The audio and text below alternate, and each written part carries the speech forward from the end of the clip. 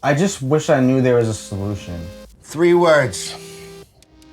I need help. Like, to be able to bring this to other people who like can't find the solution and think there's no way out, like that's all I want to do now. Yeah, I've been to over 20 programs and detoxes over the course of the last 10 years. Do whatever it takes. You want something you've never had, you gotta become willing to do something that you've never done. Recovery is not for people that need it, it's for people that want it. But the truth is, like, when you're going through this work and you have the correct people around you and you find what your purpose is and you discover your higher power and all that stuff, if I knew all that was true in the beginning, it would have changed my life. But unfortunately, I had to learn it throughout a 10-year addiction. When is enough enough?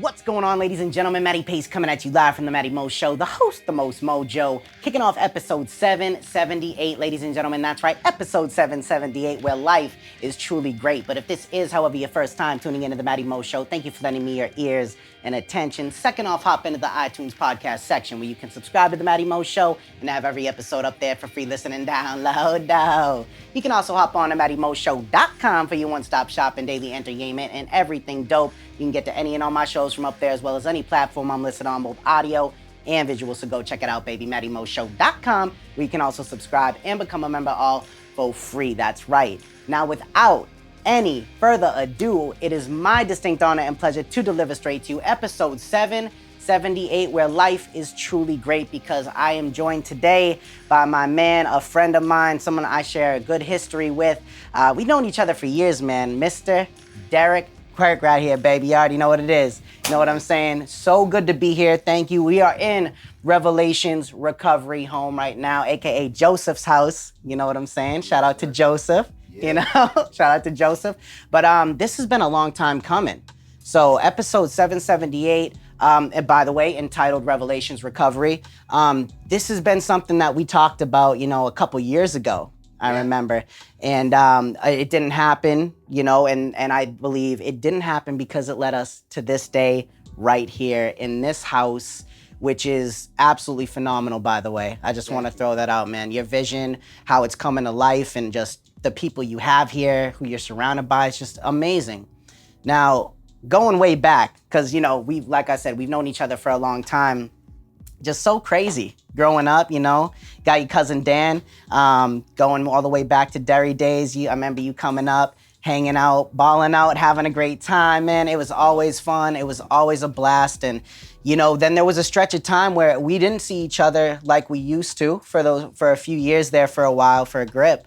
And, you know, you went down a path of addiction, and, you know, you encountered some dark roads and things like that. But ultimately, those roads led you to who you are and where you are today, with a little help along the way. But it's just, man, it's an honor and a pleasure to be here. So thank you very much for having me. No, it's good to have you guys here.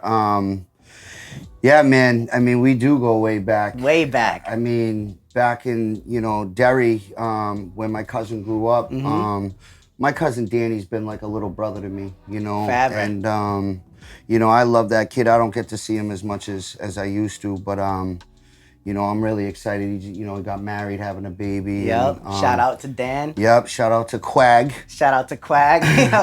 Man, Dan LeMay all day. Yeah. So, I mean, you know, those were the good old days when, you know, the partying and stuff, it was all fun and games, and you know, everything was good. And then at some point, somewhere along the journey, things got really dark really fast. And, you know, for me, like, part of my story is like, I started young, but, you know, my life was pretty manageable for the most part. I mean, I had some lows throughout and stuff, but I would have some bounce back. But like once I got addicted to the Oxycontins, man, like that shit just dominated my life. You know what I mean? Definitely. And you know, so it's been a long, hard road, but truthfully, I wouldn't change anything. You know what I mean? Of course. It like you said, It led us to this moment right here, right now. Yep. The people that I have in my life today, you know, it's really, it's been my curse, but it's been my biggest blessing. Definitely. Yeah. Which is awesome. I mean, Yeah. your lady Sammy as well, you know, she's awesome.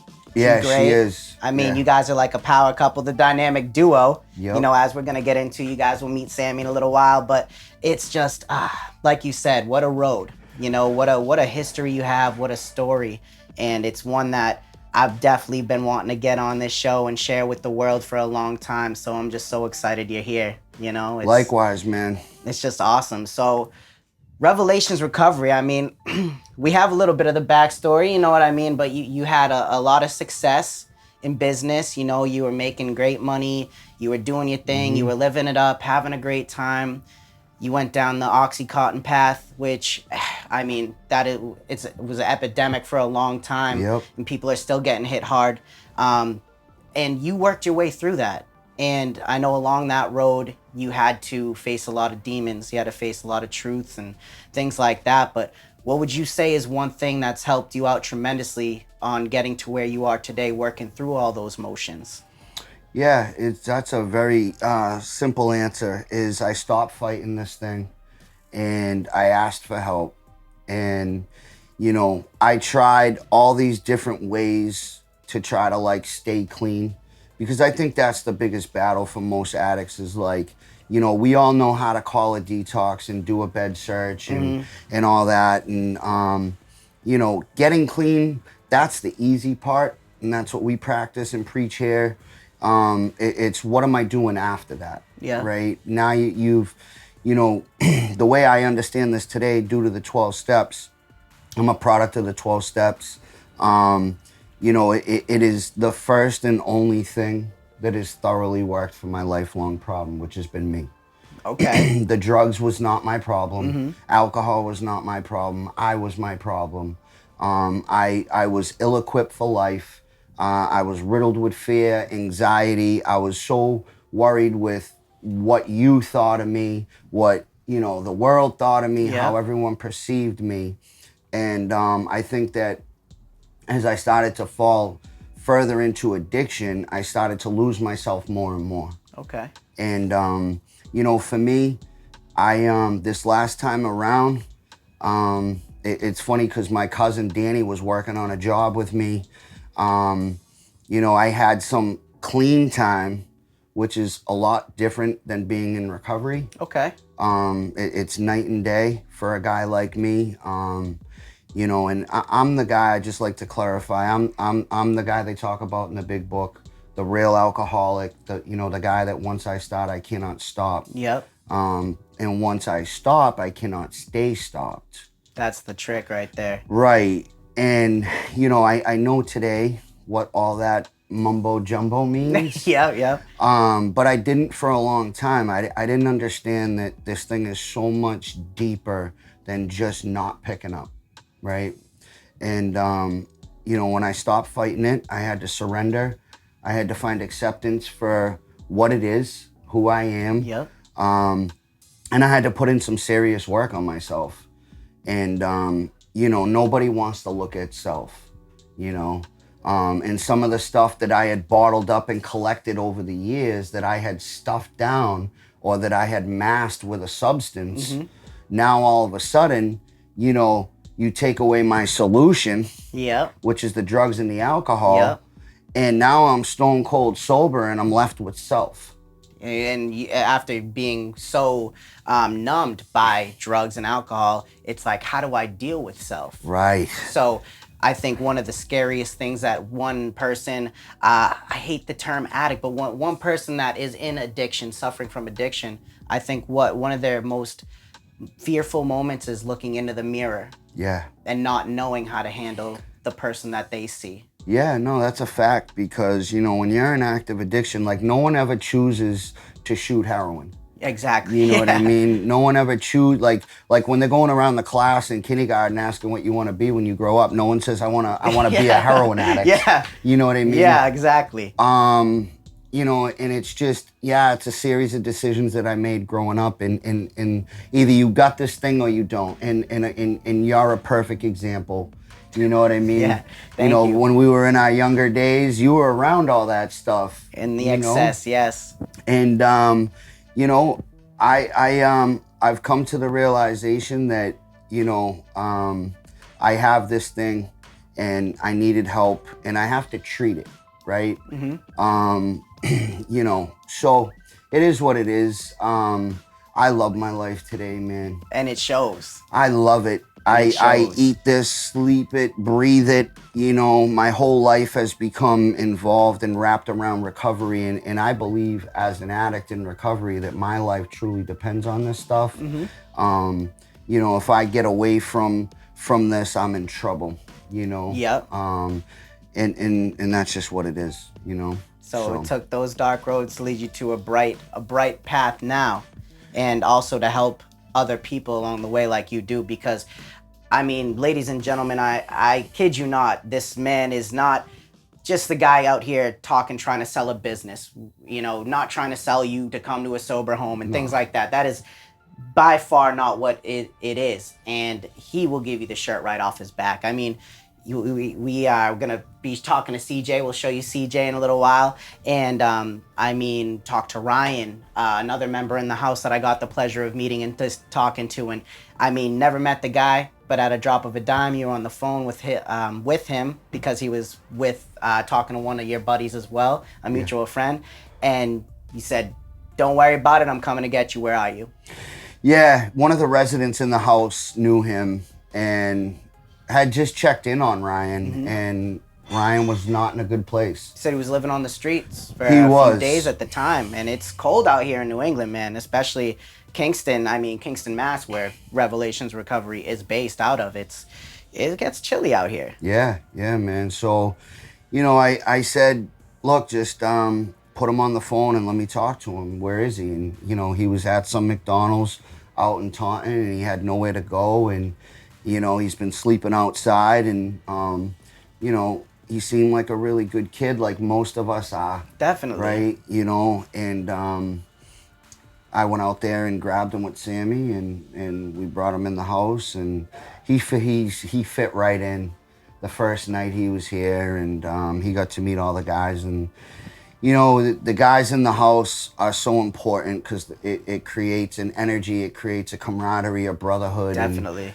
Yeah, so it's nice to, you know, to be there for people today when, you know, growing up, I grew up in New Bedford, Mass, and, you know, the false belief systems that I fell victim to and, the fast money, the cars, the clothes, the jewelry, the drugs, all that stuff had me wrapped up and so delusional for so long. And, like, money was my higher power my whole life. Yeah. You know, and yeah, I've had some businesses that have been pretty successful, but, you know, behind closed doors, I was dealing with some demons that I didn't even know I really had. I didn't know what I was up against. You know, which is the cool thing about the steps, because when I believe in my heart, when an individual gives their all to that program, their life can be transformed. I've seen it. I'm living proof. 100%. You know, my sponsor, Jimmy, another shout out, Mad Love. Shout out to Jimmy, baby. Shout out to Jimmy DeVoy, man, because without him, like, there is no me. You know, and of course, you know, God had to move and be a part of the whole process. But, you know, I had to surrender and accept things that, you know, a lot of people don't want to look at. You know, this thing all truly, truly starts and ends with the individual. And when, you know, I find that the guys that are able to come in to the program, you know, the 12-step fellowship, and actually look at self, right? Yep. And stay sober through it, because it does generate a lot of uncomfortability. And what do you do when you're uncomfortable as an addict? Exactly. You go back to your vice. That's and right. What's going to take those feelings away? Right. So if you can just hold on, man, and lean on the fellowship, and when you're in a house like this, you can lean on the, you know, your roommates and stuff, and talk about it and be open and transparent and say, look, like, you know, I feel like getting high today. I'm having a bad day, or whatever the case may be. By the time you're done talking about it and being transparent, you know, you feel better. It's almost like, I'm sure you could attest to this, you notice yourself maybe getting a high from actually talking about getting high, but it's not so much getting high, it's being open and experiencing that side of you that has been suppressed for a long time. Right. So in a sense, you're getting high, but it's a different type of high. That's It's a so spiritual true. high, It is you know? so true what It's you like just said. you can feel it. You Yeah. can feel the goosebumps. You can feel all the aura. Like when you walk in through the front door of this beautiful home, you can just feel different. You know, right when we were pulling up, I even said, man, there's something changed. You know, I felt something in the air, something different. And I think that's exactly how it feels being in the group, I could imagine. Yeah, for sure. And, you know, for so long, like a lot of these, you know, a lot of us addicts in recovery, when we come into recovery, we, you know, as my man Spofford says, we come in sideways, right? Mm-hmm. No one comes in on a winning streak, and we don't have a lot to be proud of. What do you have to prove at the end of the day, you know? Yeah, so it's like, you know, it's a process. You know, that's why we always throw around the term trust the process. Trust the process. Just trust the process, man. You know, and yeah, we have a lot of fun being in recovery, man. Like personally, I know when I started my journey into recovery, all I was after was just not getting high and getting my son back. Beautiful. And if that was the only two things that I had got from being in recovery, I would have been totally content. Mm-hmm. But due to the promises of the 12 steps and stuff like that, a whole bunch of other stuff unfolded in my life. Yep. And we'll get into all that. Definitely. But yeah, it's just, it's unbelievable, man. It's crazy, right? When I actually stopped, because I'm Mr. On the go. All the You know time. what I You're mean? always been hustling, bustling since I've known you. Yeah, so it's like that hasn't changed. It's just like, you know, instead of hustling drugs, I'm hustling recovery. And, you know, it's yeah. So, yeah, but when I pause for a minute, man, and I reflect, and I can just like just take it in. It's like it's breathe it out. It's so beautiful, man. It's because, you know, I almost didn't make it.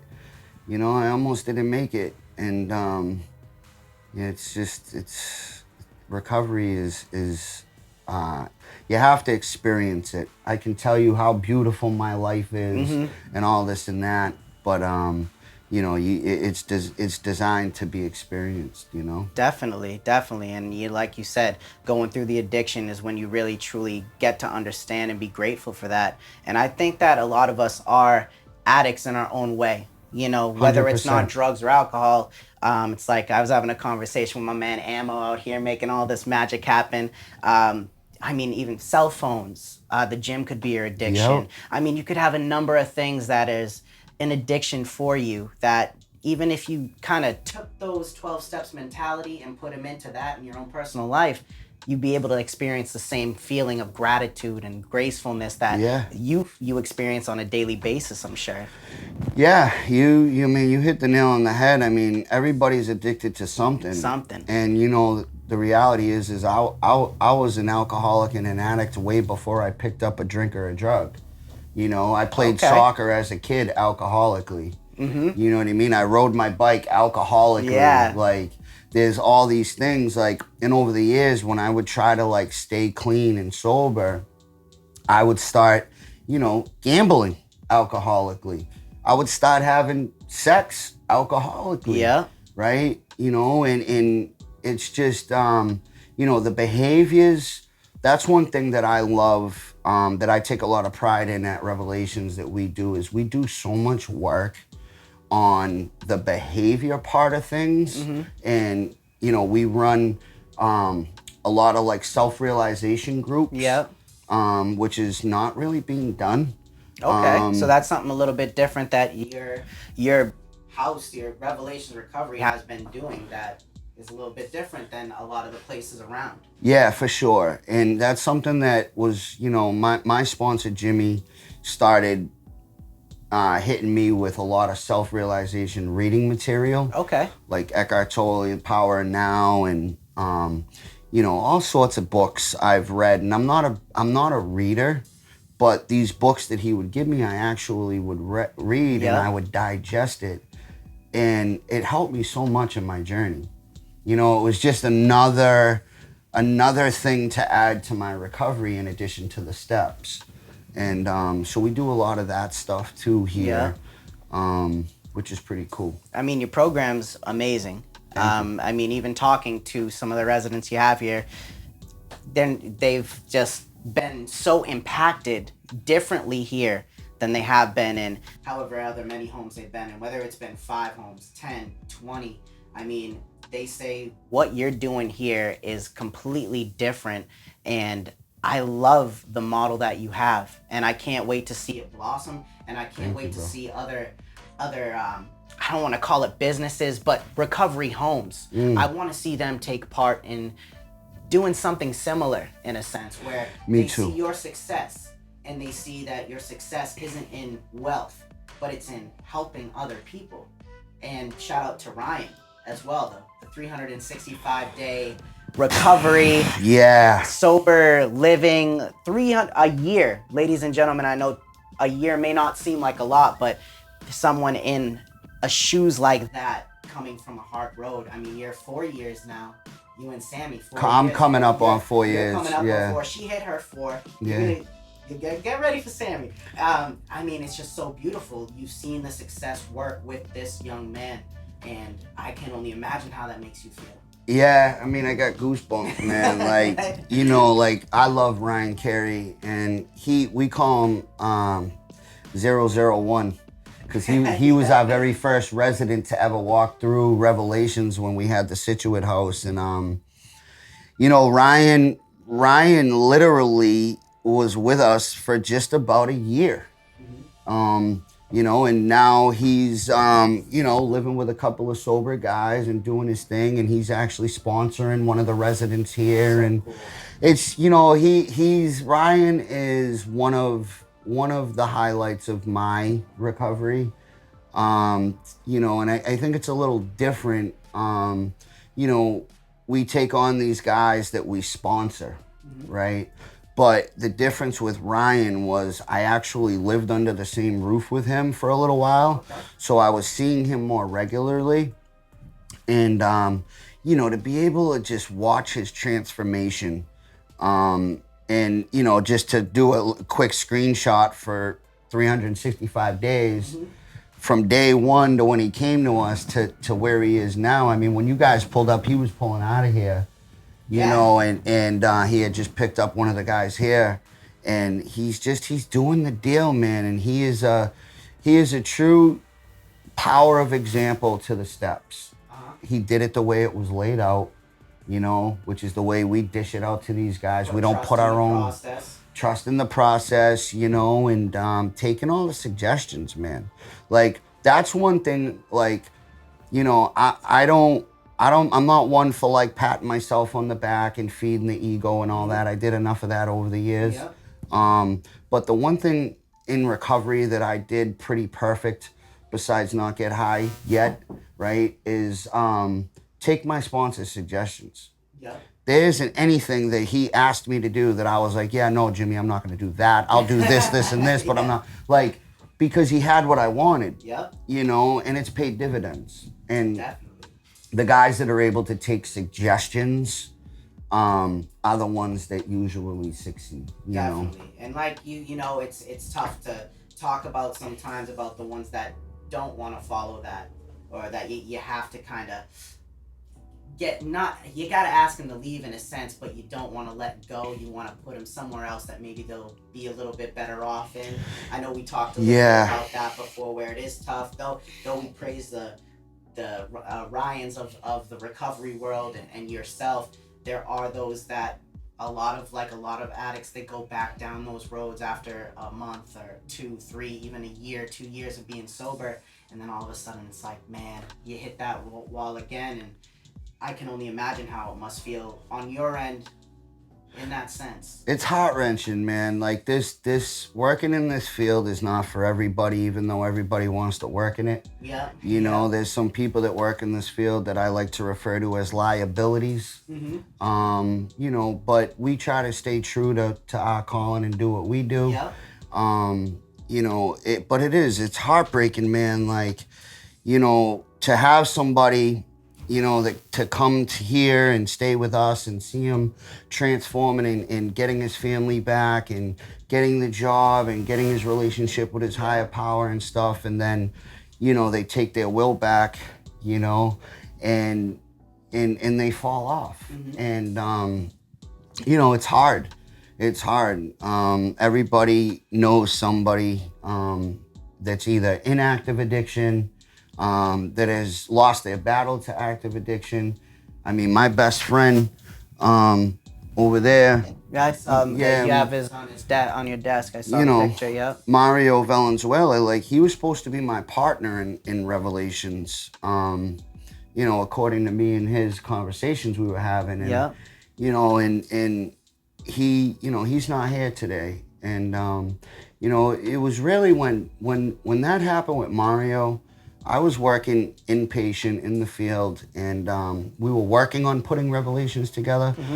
But when my best friend died and I had to carry his casket, man, and I had to see his mother's broken heart and his sister and his family, that's really was the pivotal moment, the shift for me, where I was like, all right, enough is enough. Yeah. Like I need to do more than what I'm doing. Okay. Right. And that is what kind of, you know, I took a really negative situation for me that would have been a perfect good reason for me to get high. Yeah. Right. And pull that woe is me. Yeah. And people probably would have said, oh, I understand, Derek. It's okay. It's okay. You're all right. You know what I mean? We understand. But yeah. But no, I took it and I just knew what time it was. You know, and the crazy part about that is his mother had gone to a medium, and it wasn't guaranteed that your loved one was going to come through. And he had come through that day, and he said something to this medium about how he was passing the torch to Derek, and he would know what to do with it. And she had audio recorded the thing. I got chills. Yeah, and it's just like I got chills. It's wild. Yeah, so you know, we I'm just tired of seeing people, man. We're trying to carry a message without reinventing the wheel or the steps, because the steps is where the magic happens.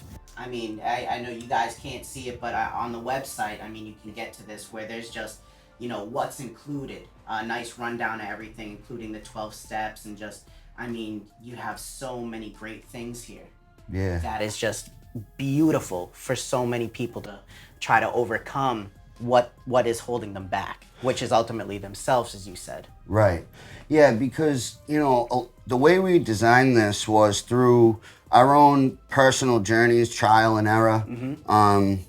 You know, and then also the people that, there were a lot of hands that were involved in putting the blueprint together. Yeah. You know, Ken Feldstein, who runs the refuge for us, back in our High Point days, you know, back when this was all an idea on a Dunkin' Donuts napkin. Which is crazy. Starting on the napkin, now we here. Yeah, man, You know? that's what it is, man. Starting Like on we didn't napkin, now have we here. mommy and daddy money. We didn't have like investors and all that. We just had a whole lot of God and a whole lot of serious people about recovery. And it's cool to be able to, like, you know, like back when we were talking about doing this, like with Ken, with Devoy, you know, my boy Fitzy, one of my best friends, my brother, another shout out, Fitzy. Fitzy's killing life right now. You know, he does a lot of the self-realization here. Yep. You know, and then like Sammy, you know, she was the main person to help me put all this together.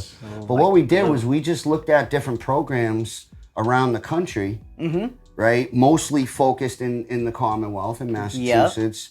And, you know, and what's working, what's not working. Why is this not working? What's needed, right? Yep. And we wanted to try to offer some of these things that So many great things here. that are really needed because, like I said, man, it's, you know, getting clean is necessary. That's a great starting point, but there's so much more after that. It's more than just the Yeah. addiction. It's you. Like Yeah. you said, it's just conquering you as a person, and not even, I don't think the right word is conquer, but understanding. You know, because I think a lot of people, you know, they suffer. They don't know. They want to find their purpose and all these things, and it scares them in a sense. Yeah. Which is why a lot of people get pushed down the wrong road as well. Yep. So it's just crazy to see, and you're doing something so beautiful, so remarkable. bro. And like you said, I love how you look around at all over the country of places that you are now one of those places, but you're doing something different. And I think that's the important thing to acknowledge, is that sometimes it takes looking at the competition in a sense, even though it's not a competition, even though it's something where we're working as a community to get everybody better, but you're just trying to do the best that you can with what you've got off of blueprints other people have designed. Yeah, I mean, beautiful. there should be a lot more unity going on, and there's not, and Yeah. that's always bothered me. You know, there's a lot of politics in this line of work, Yep. and that's okay. You know, that's gonna happen regardless. But again, we're gonna continue to just, you know, grow this infant, Yep. right? Yep. And we're gonna expand the family and Definitely. and all that, and we're gonna keep doing what we do, and yeah, we're just gonna keep it real all the time. You know? I love it. Yeah, I love and it. I think that's another thing is like these guys, you know, you can't bullshit bullshitters, Yeah, Right. 100%. Yep. and you know we can bullshit the best, you know, us addicts, and manipulate, and you know, and I try to keep it eye level with all of them. Like Exactly. I remind them that there's no difference between me and you. You know what I mean? We try to treat everybody with love and Definitely. equality, and it goes a long way with these guys because, you know, being a person that's in a state-funded program in treatment, you know, or being incarcerated, you're just you're a number. You know what I mean? You're just a name. Yep. You know, and the reality is like, you know, I'll never forget one of the first conversations in the office we had, me and Jimmy, was like, he had looked at me and he said that the main ingredient in revelation needs to be one thing. And he goes, do you know what it is? And I said, what is it? And he goes, love. Love, right? Because Powerful. these guys, we need to be able to love these guys up because, like, they don't come in here on a winning streak. There's nothing to love about their life. Their life is an absolute disaster. Yeah. A lot of them. You know, so that's what we try to do, especially Sammy's like, a lot of people call her, you know, mom, they refer to her as. Yeah. You know, and we just try to do things a little different, man. Try to keep it, you know, try to keep that human connection. Of course, you know yeah. what I mean?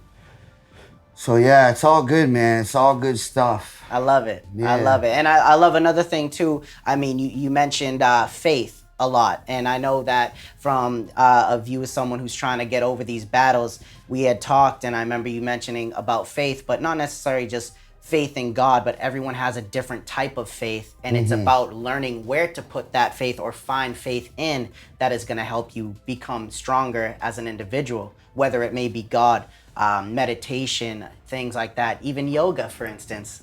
Now, what do you recommend to people that are in that position when they're trying to search for that? Is that something that you can search to try to find, or is that just kind of come to you? It's a good question. I mean, I think everybody has faith. It's just a matter of what is your faith in. You know, when I'm in active addiction, I put my faith in the drug dealer, right? Yeah, 100. That he's gonna come the man, through. the plug, Right? Yeah. So, you know, it's without faith, man, you know, and that's what I love. There's a chapter in the big book that talks a lot about that. It's my favorite chapter in it. But, you know, you gotta have, I know this is my perspective when I think back when I was getting sober, like, I wasn't gonna get sober just by osmosis. Yep. You know what I'm saying? Yep. I was going to solution-based meetings. I got sober down in Delray, and then I came home and met Jimmy, and you know, the stars and the planets started to align for Oh, me. definitely. You know, but I was listening, you know, and I was surrounding myself around people that were in the middle of the solution.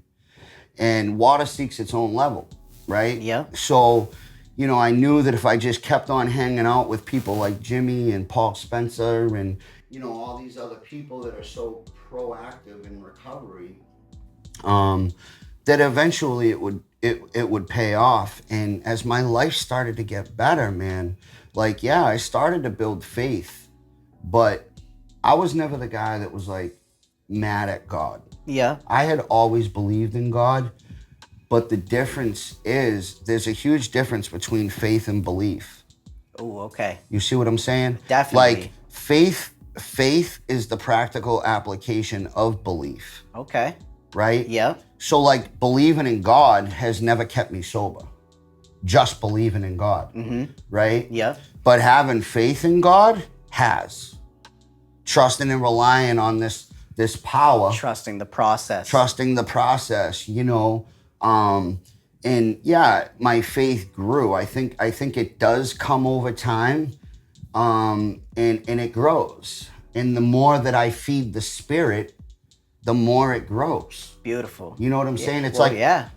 It's like when you go to the gym, like, you know, we all see them dudes that it's like arm day every day, right? Every day's chest day. They got Yeah. kickstands for legs, right? Like Yep, whatever muscle I 100%. work, It's gonna grow. So it's like the same thing. Like we gotta grow our faith in That's right. Where you put your energy is where you see things grow, whether it's in a positive way or a negative way. That's right. You know, and the choice I think that we could both agree on is it's always on you and where you want to put your focus. Yep. That matters most. Now, if there is a piece of advice that you could give someone that was or is currently in your shoes where you were, kind of nervous, kind of on the edge, not understanding the things that are going on, but know very well what you're saying, what is one piece of advice that you could give those people right now that may better them or open their eyes to making the move to betterment?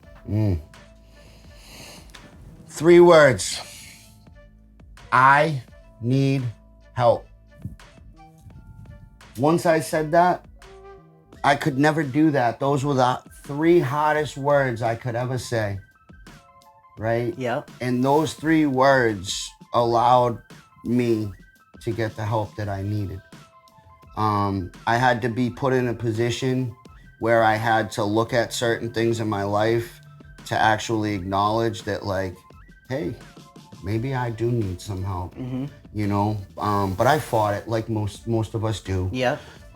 You know, as long as I had, you know, the bike, the car, the house, like all that material stuff, Oh, yeah. I would gauge that on whether I had a problem or not, or how bad my issue was. Yep. But the reality is, man, is, you know, if you're hurting, you know, the drugs have changed. It's not like it used to be.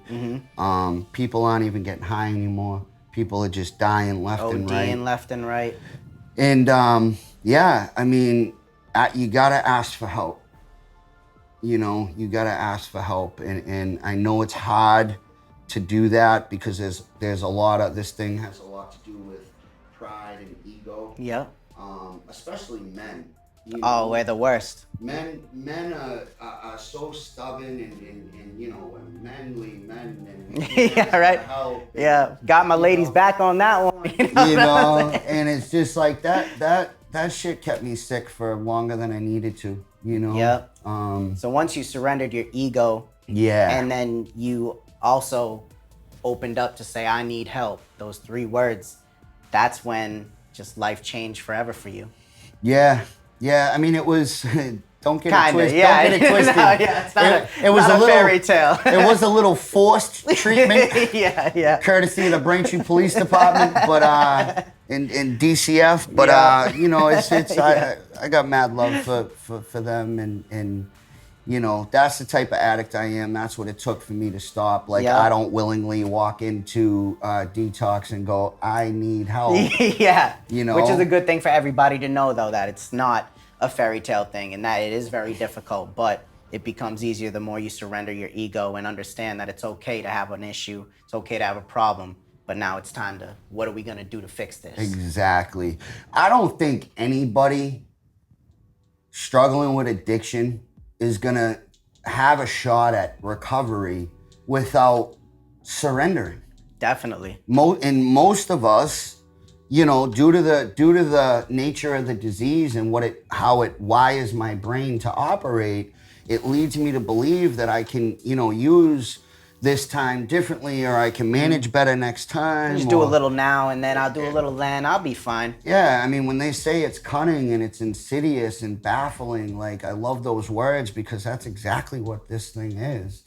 You know, but my story, you know, was I had come out of a Section 35, which is when a family member or a loved one goes down to the courthouse and can petition for, you know, a civil warrant arrest, right? And to get their loved one into treatment.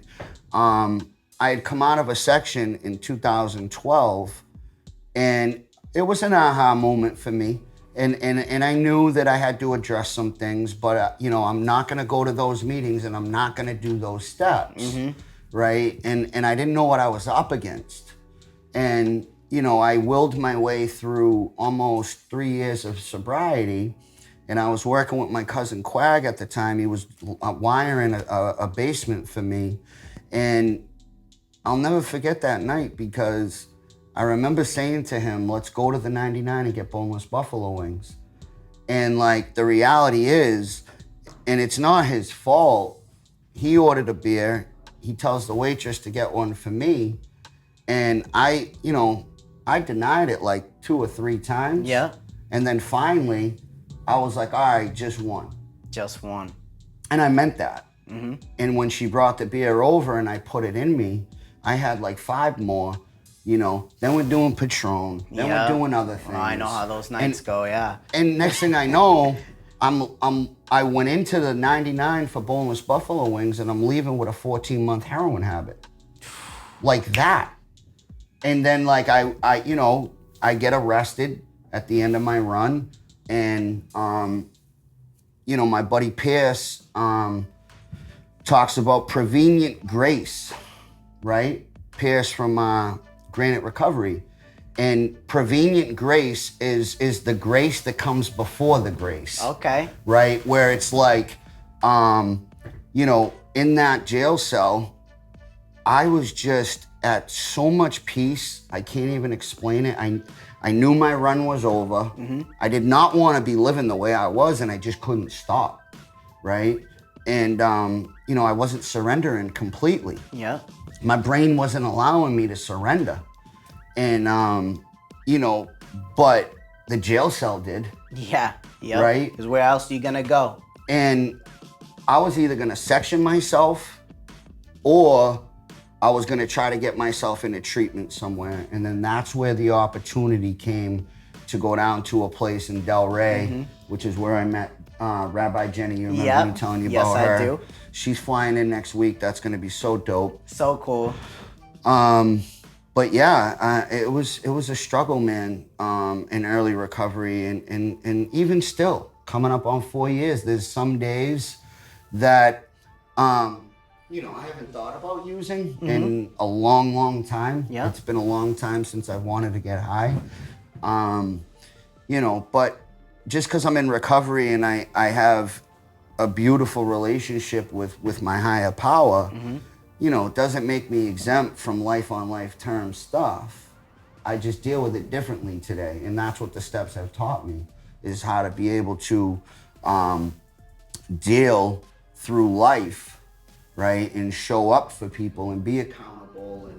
And, you know, it taught me how to love myself again, which, you know, I can't,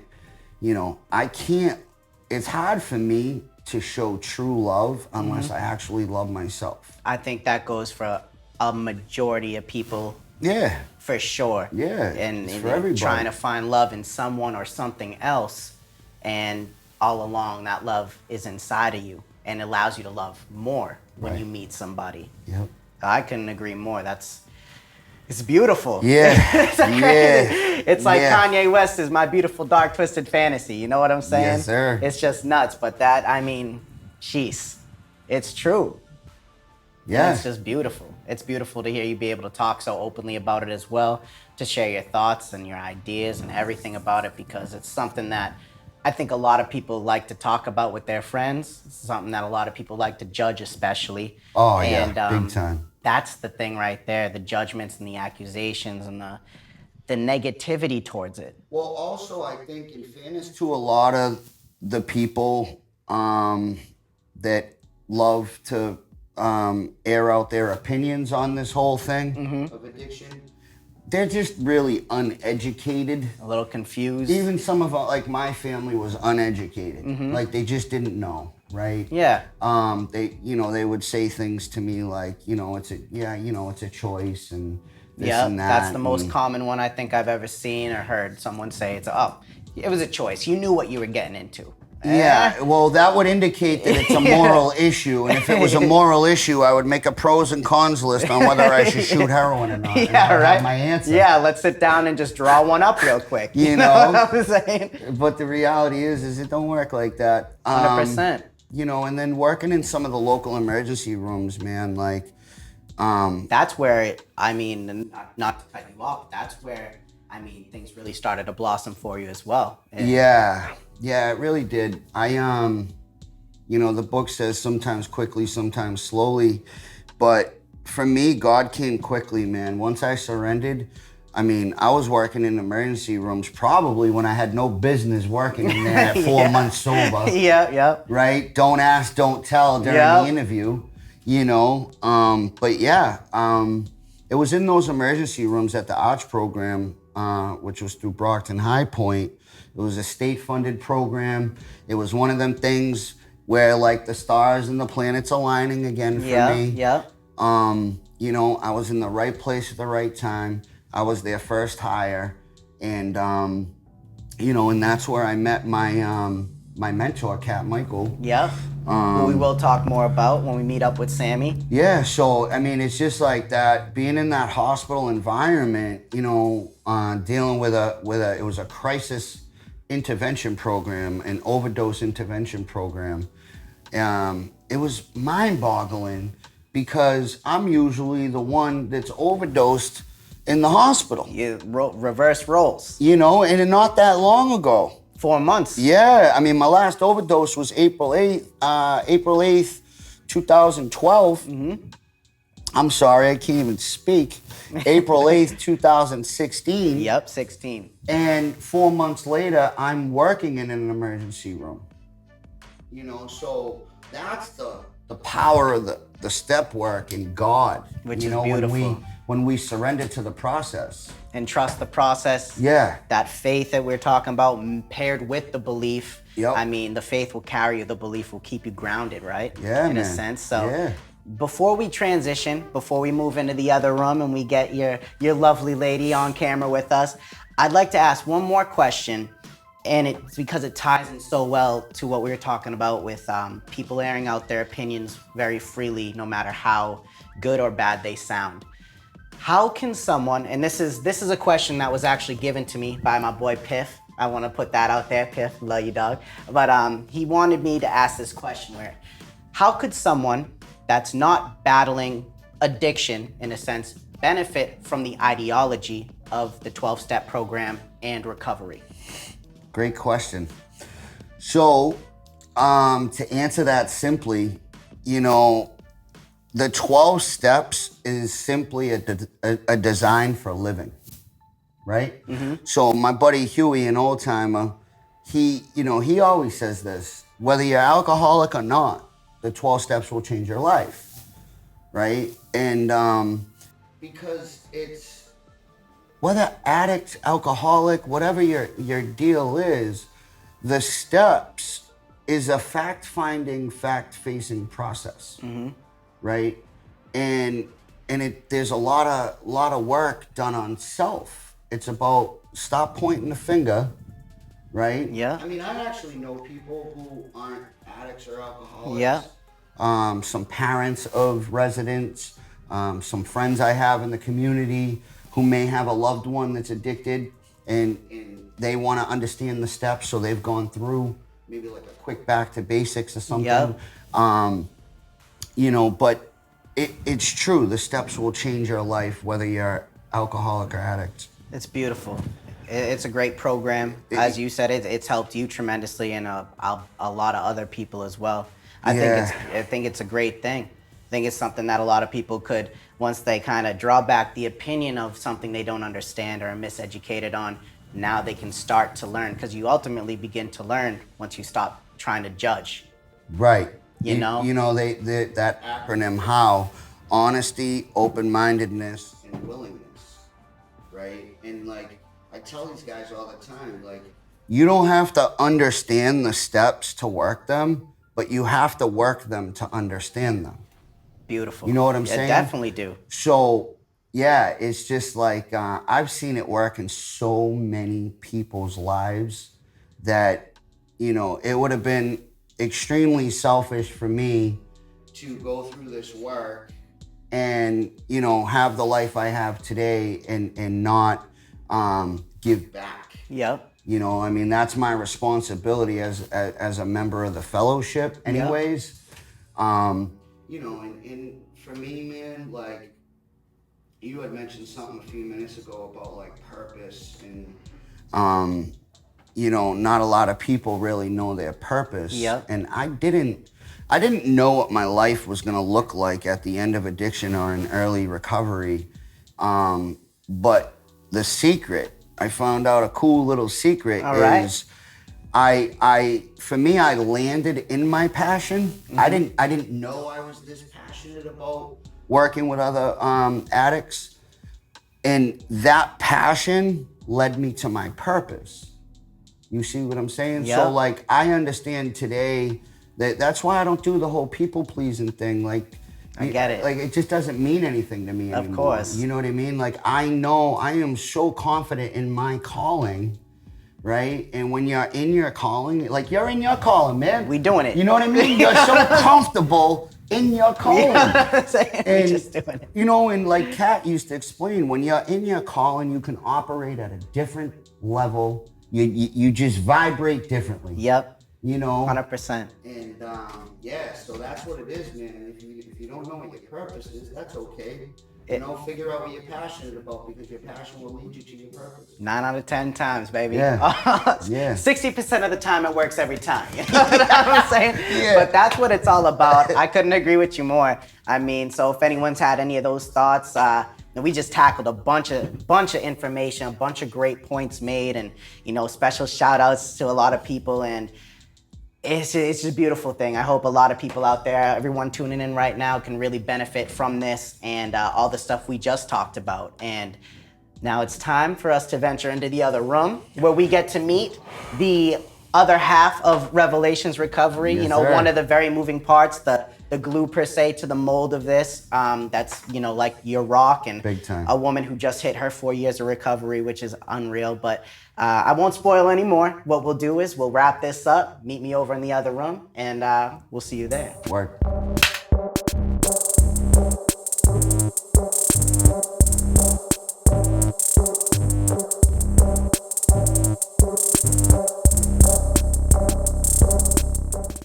All right, ladies and gentlemen, so we ventured up. As you can see, we got Derek over here. You already know about him, you know what I'm saying? But we have his lovely lady here. So would you like to introduce yourself for the fans and viewers of the Matty Mo Show? Hi guys, I'm Samantha. I'm a recovered addict and alcoholic.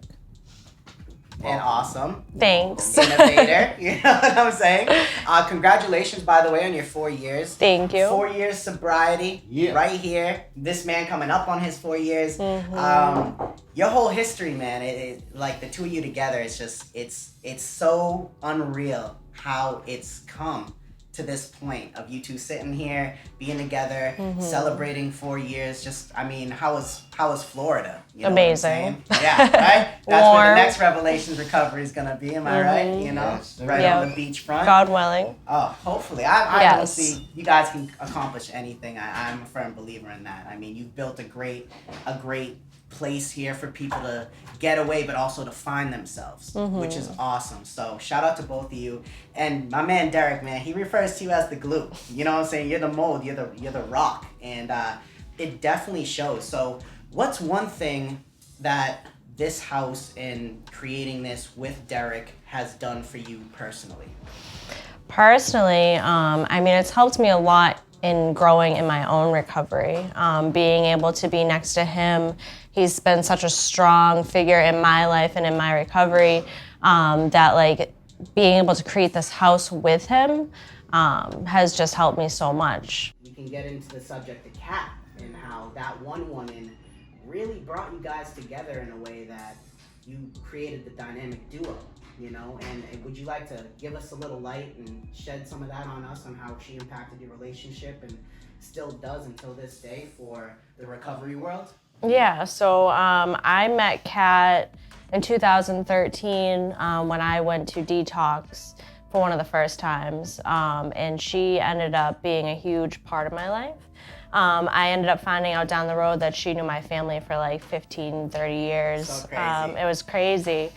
And, you know, when I started working at High Point, she was so like happy to have me. And she became a huge part in my life, and she ended up pairing us together as coworkers and partners in the recovery field in the ARCH program. So we would go to the hospitals together and do CSP together, and he kind of trained me on how to do everything.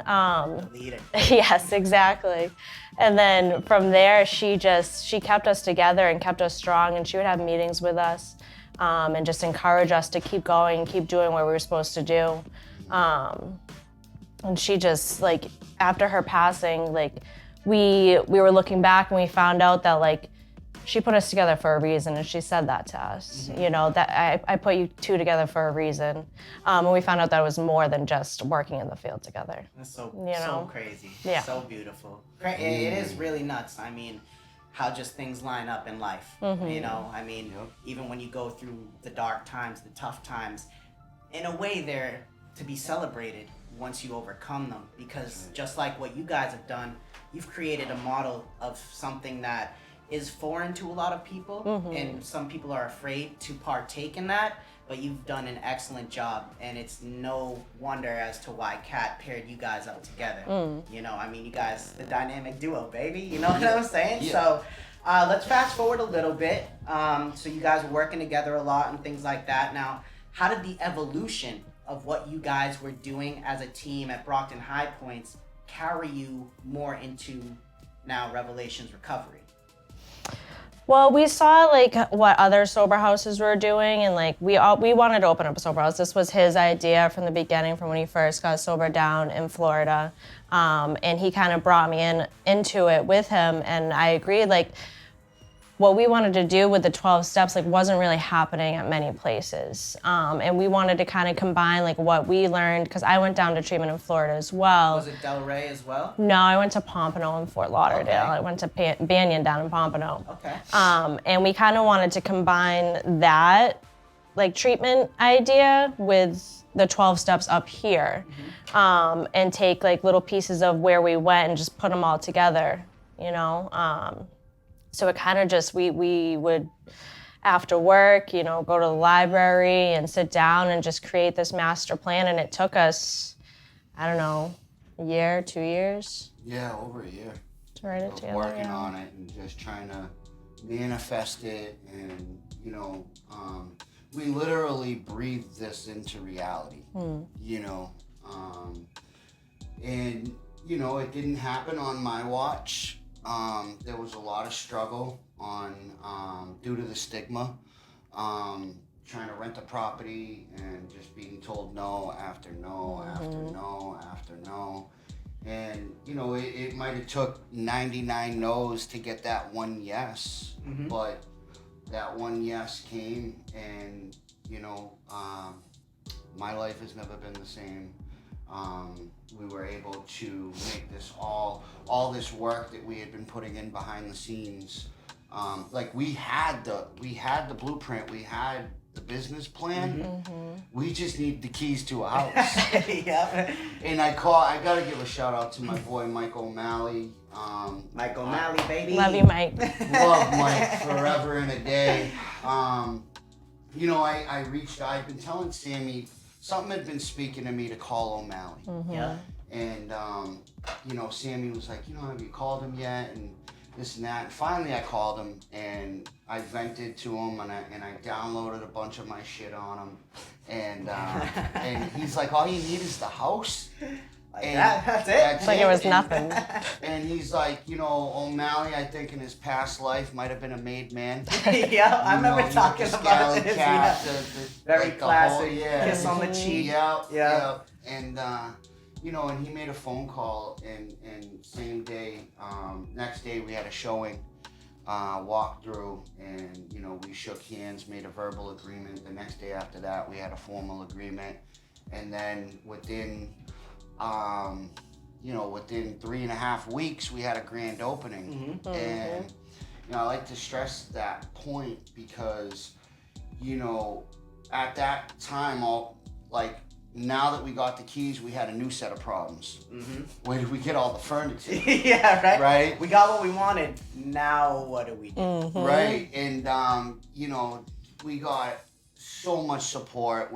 Social media, as you guys all know. The GoFundMe. We did the Yeah. GoFundMe, Definitely. and a lot of people donated, and all the furniture that we had in the house in Situate was all donated. Yeah. And it was all nice stuff. Like, it was just the way it all came together was just was really divine. Yeah.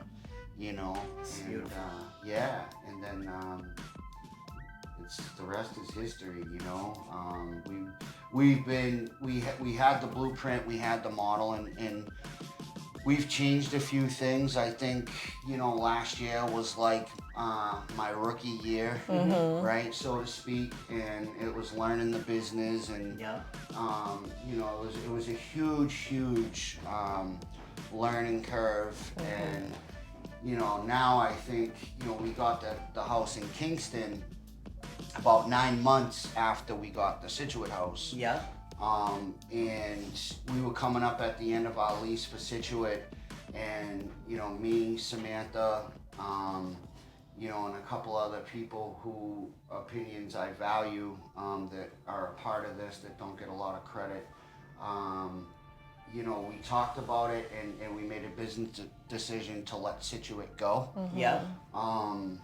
And so, one of the guys, our first resident that we were talking about earlier, Yeah. he's took over the house, and he's leasing it with a couple of sober guys. Which is so cool. Yeah. Actually, I mean, all three former residents Yeah. are now living in that house. You know, but from a business standpoint, in order to grow this thing and help more people and reach more people, it's what we needed to do. Yeah. Situate has been so gracious to us. The police department, the South Shore Peer Recovery Center down there in Situate, and the whole community. You know, and I just think that they'll forever be in my heart, Situate. Yeah. And now it's Kingston, and hopefully in the near future somewhere Delray. Yo, you know, we know Papa you want that Hollywood, Florida. You know. Yeah. That Yes. beachfront view. You know what I'm Yes. saying? That's beautiful. Well, that was always part of the plan too, Yep. like from the beginning. To be in Florida, When I'm Yes, when I'm making- eventually. when I'm- it's manifesting. Yes. It's happening. It just hasn't Happening happened quicker yet. than we thought it would. But yeah, like look at the manifestations we're sitting in right now. So I can't wait to see. I'll come down for a part 2 interview in Florida. Oh, Please yeah. do. It's coming. It's I coming. can't wait. Definitely. It's amazing. I can't wait to see what you guys are gonna do there. I mean, it's gonna be. No matter what you do, I feel like you guys are just creating a better and better and better place for everyone to come and indulge in. And the success is shown. And it continues to show. Look at the outreach program that we talked about. Yeah. The success of that, developing and evolving. Ryan, the 001, you know what I mean, now in Situate, Yeah. right? So there's just so many positive things that have come from your manifestations that I can't wait to see what the future holds for both of you. Yeah. And, you know, for anyone out there that is still curious about looking things up or may know somebody that may be interested, click the link down below under the video, Revelations Recovery, the website, and you're going to see some of the stuff I actually have right in front of me here, which I would like to talk about. So I know you guys can't see it. You can see it if you open the tab up, but there is a schedule here. There is a write-up of what you guys offer, what's included, and you guys developed this together, Yes. Yeah. Yep. So when developing something like this, because I've never been to another recovery home or anything, did you model this off of another recovery home, or did you kind of develop your own sort of thing of what you want to see? You can take it. It was kind of like pieces of like each thing, like some from like where we have been and some like what we wanted to see in recovery homes, what we thought like would have worked for us if it was in our recovery home when we were there. You know, we just took bits and pieces from everybody. It was me, it was Derek, it was his sponsor Jimmy, you know. It was a lot of people's ideas that were just put together as one. And it kind of, like he said, like the first year, it was kind of like a trial run. And then as time went on, like, we found like the perfect mix of things that just went together. That's you awesome. know? Yeah, so we were able to, you know, our schedule has always looked like this for the most part. I mean, we've tweaked some things and some stuff that, you know, we felt, added some stuff that we felt we were missing or lacking. You know, but the reality is to when someone asks me like, you know, how would you describe your program, your house? And the short answer to that is we are the perfect bridge between inpatient treatment and independent living. Okay. Okay, All right. and that's a pretty wide gap. There's a lot of things that need to happen. So what happens in this field a lot of the times is people go into treatment for, you know, 2 weeks, 30 days or whatever, and then they step down into sober living. And there's not a great success rate. Right? Because they're not equipped to, because this is pretty much, sober living is one step away from independent living. Right? You know, so there's a lot of things that just aren't happening in sober living that need to happen in order for these people to keep their sobriety. Which is the ultimate goal, is like you said, it's not about getting sober.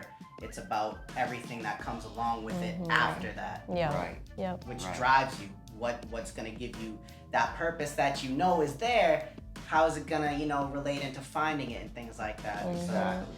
I think just from the looks, from the success of certain individuals and people that I've got to talk to today, especially, I mean, the program shows the proof is in the people that it works, and it is so great. And I just can't wait to see again. Now I sound like a broken record. I can't wait to see how it continues to evolve. The 12 steps have completely changed the lives of people.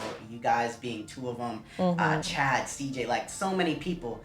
And another one that I was really, really attracted to when we met before actually coming to here and doing this was the disease model of addiction, and how you said that not many houses are doing that.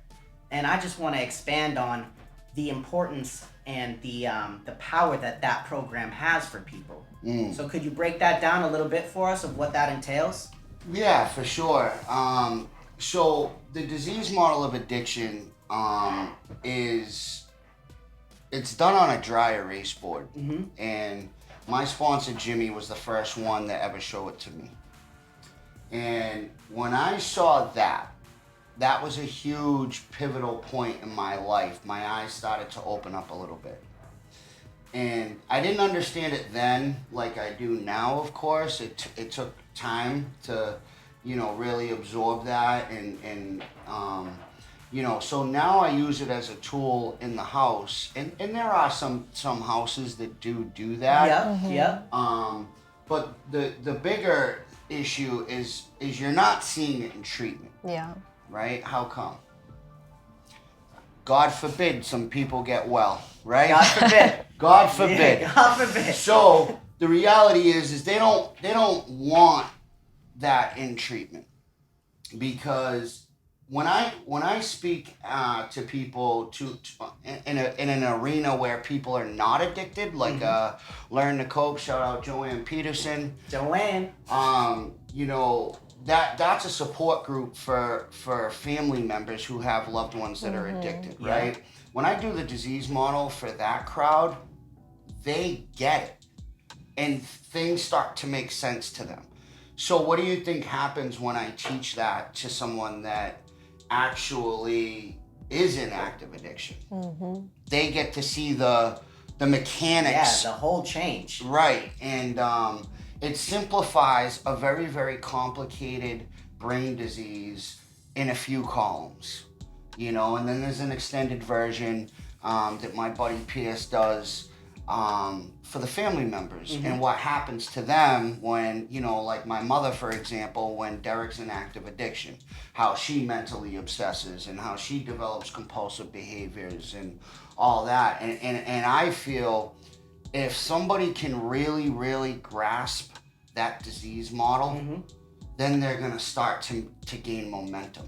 Yeah. Because a lot of guys, you know, I talk to so many people that are battling this thing, and you know, they will slip and fall, and you'll ask them, you know, well, what happened?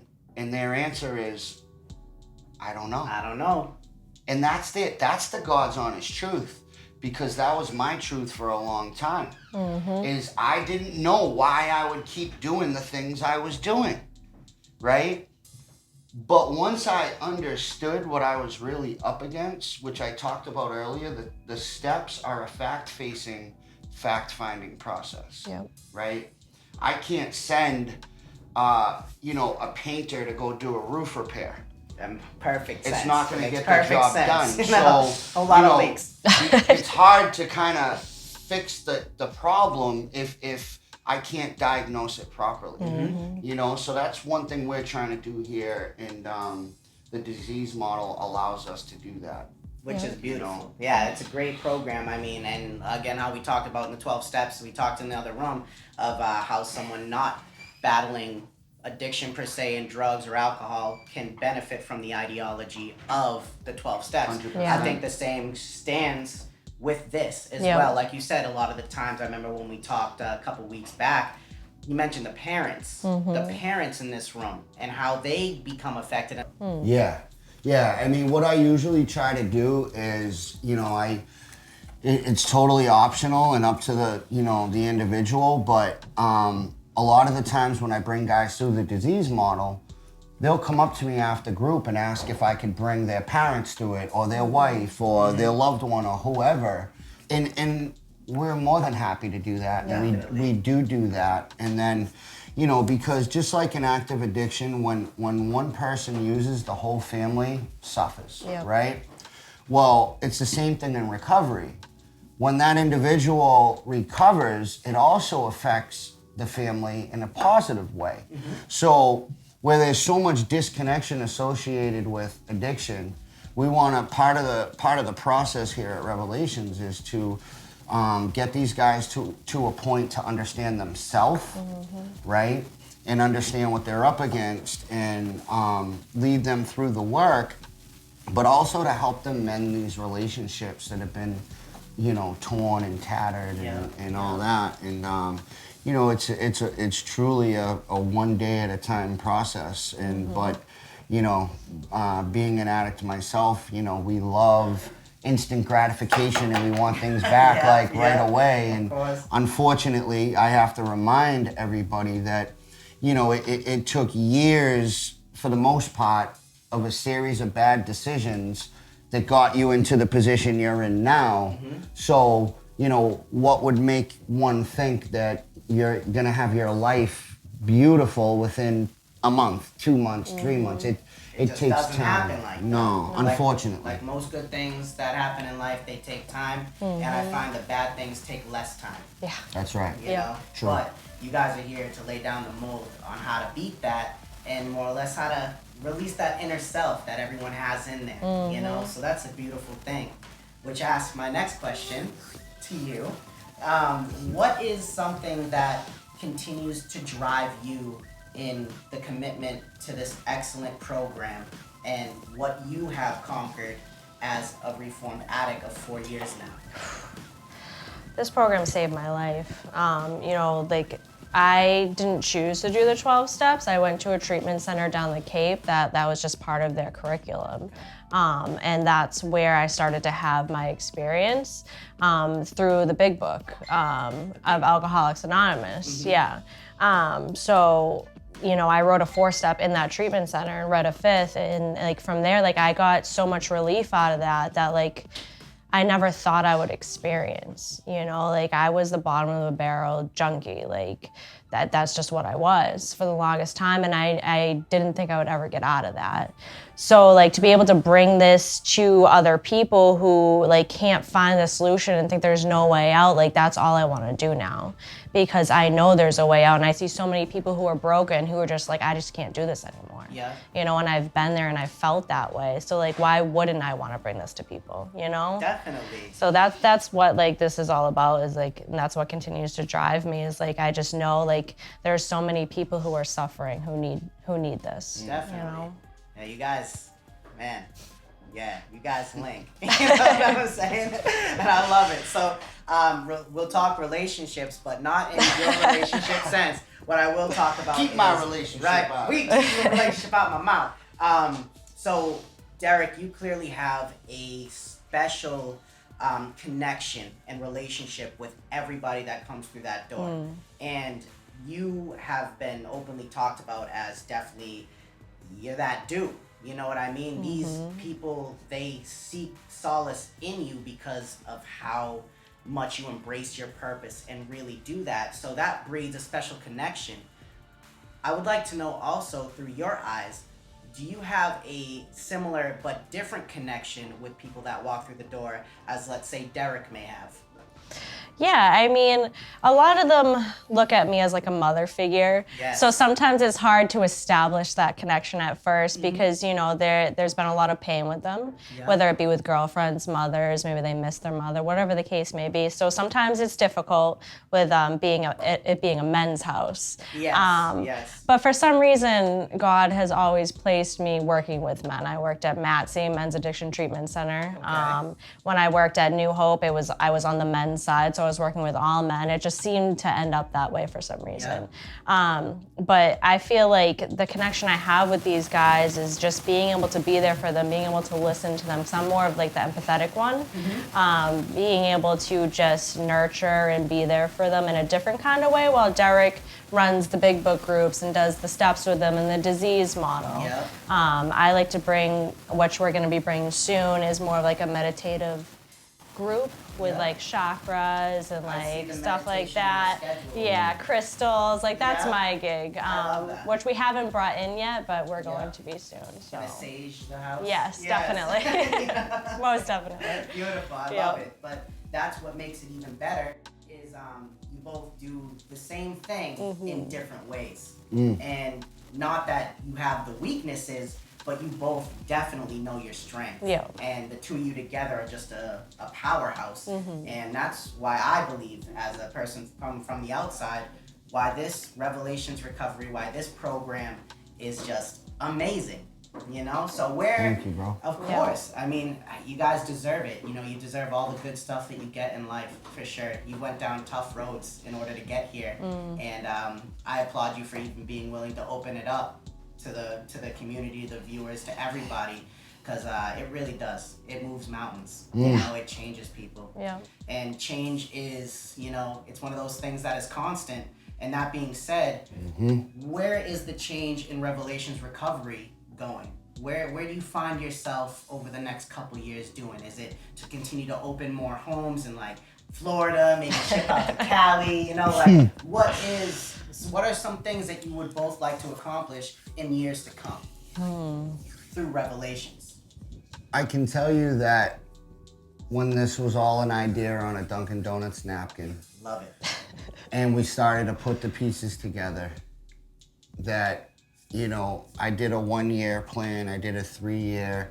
My 5-year was like opening up a treatment center. We're just in the beginning of our 2nd year. You know, and I can tell you that expansion is definitely happening. I think it's important for me to bring something back down to the Delray area where my journey started, where, you know, Sammy was down that way, just a little bit south of Delray. You know, and we both love that weather. Anyways, my soul is happiest when I'm around palm trees. Who doesn't love it, you know? You know, and yeah, so it's just a matter of, you know, figuring that piece out, but it is going to happen. You know, we're gonna open up a women's house. I think it's only right that we, you know, have something named after Kat. I've spoke to her family. I talked to her son, Packy. Shout out Packy Marciano. Packy.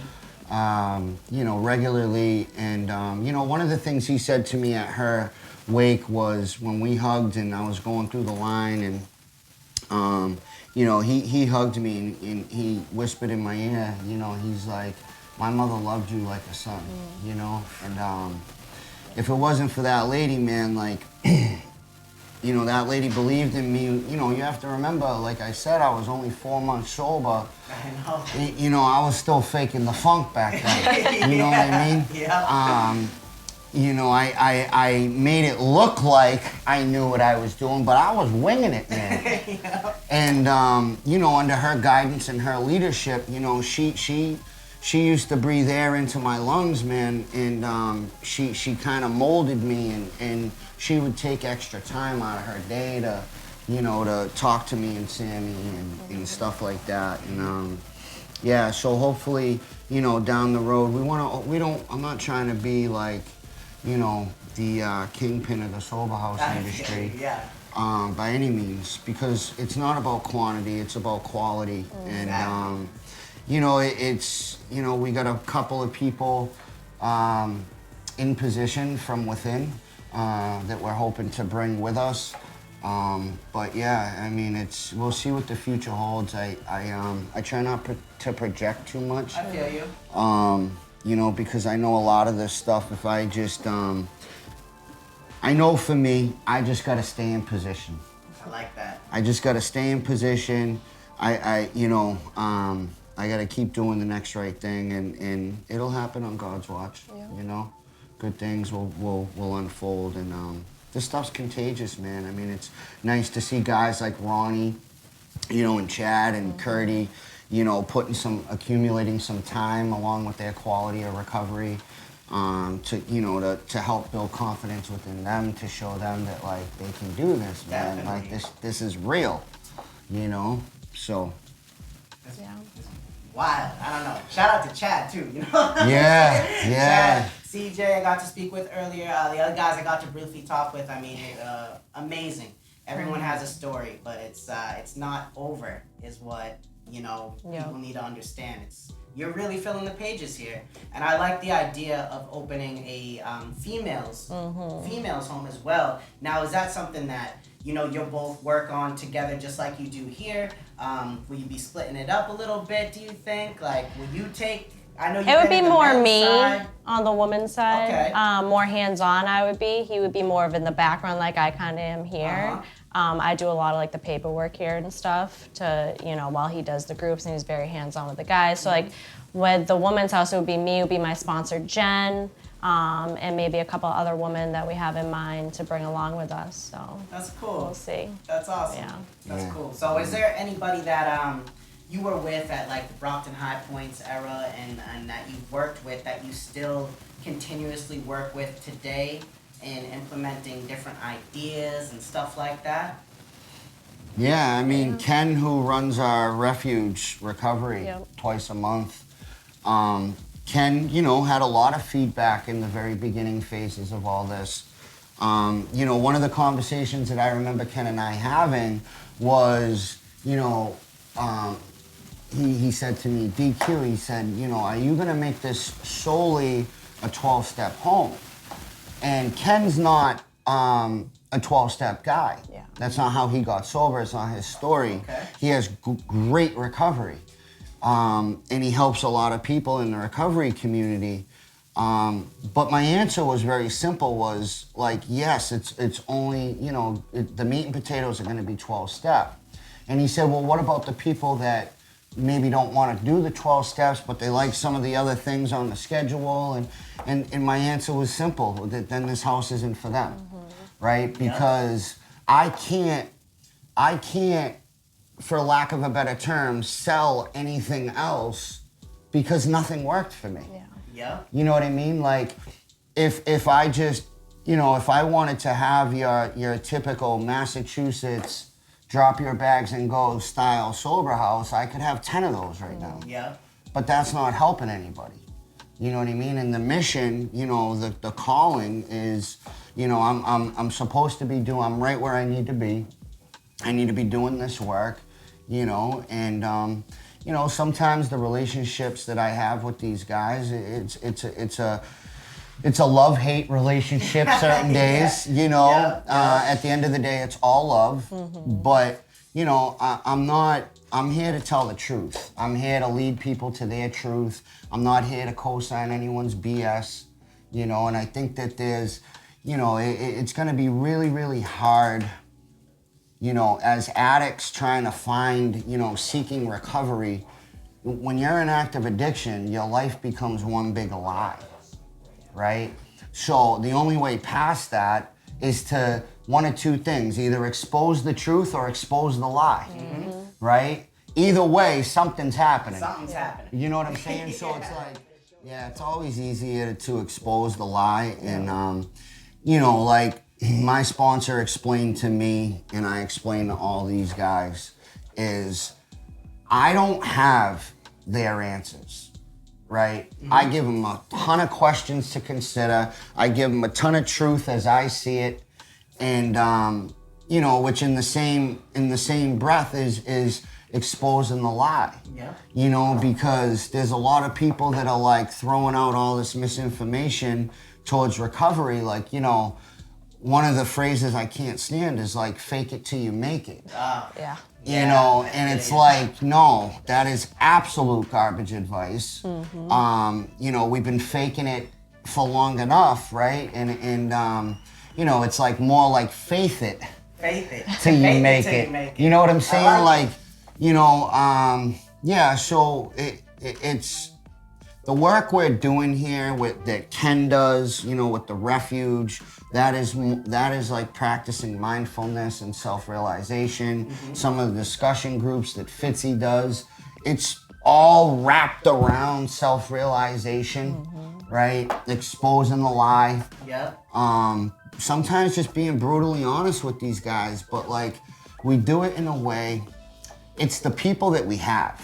It's the Fitzys of the world, it's the Jimmy DeVoys, right? It's the Ken Feldsteins, that do their thing, right? And we let them just like be creative, like do whatever you want to do, right? Because I know what they bring to the table. And the magic just happens, and it doesn't happen with everybody. There's gonna be a lot of people that try to stay sober that just aren't gonna get it. Yeah. I believe that I believe everybody has the opportunity to get it, but there's a great amount of work that goes into getting it. Yeah. And then even more work to keep it. You know what I'm saying? Definitely.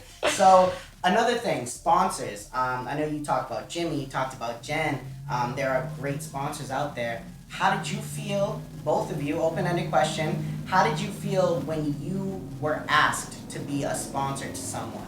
For the first time ever, having been recovered, not knowing what's going on, but kind of getting an idea of it. How did you feel knowing that someone looked up enough to you, your purpose, what you've been doing, and asked you, will you be my sponsor? I'm like, for real? Really? I felt good, but I was nervous. Yeah, I remember it's nerve-wracking. you know, I went to my sponsor for a lot of advice during that time. You know, and unfortunately, the rate of relapse is so high. You know, and I would get frustrated with sponsees, and then I would lay in bed at night and I would just be like playing over in my head, like, was it something I said? Was it something I didn't do? Like, is this my fault? Like, I went through that whole phase where, like, I'm not sponsoring anyone anymore, you know, because that's not selfish. Yeah, of course. You know, and thank God for great sponsorship, because like my sponsor said to me, he goes, where's your ego at, dude? Ooh. He goes, what do you think you got it like that? You think you got that power, right, to keep somebody sober? Jimmy spitting bars. And I'm like, you know, he's a truth teller, and you know, that's what we need, is to be told the truth. You know, see, like, a real friend's gonna tell you right to your face, you know? And that's what Jimmy has always done for me. You know, so, yeah, I mean, today, like, you know, I don't have many sponsees outside of the house. I was doing a lot of that before the house opened.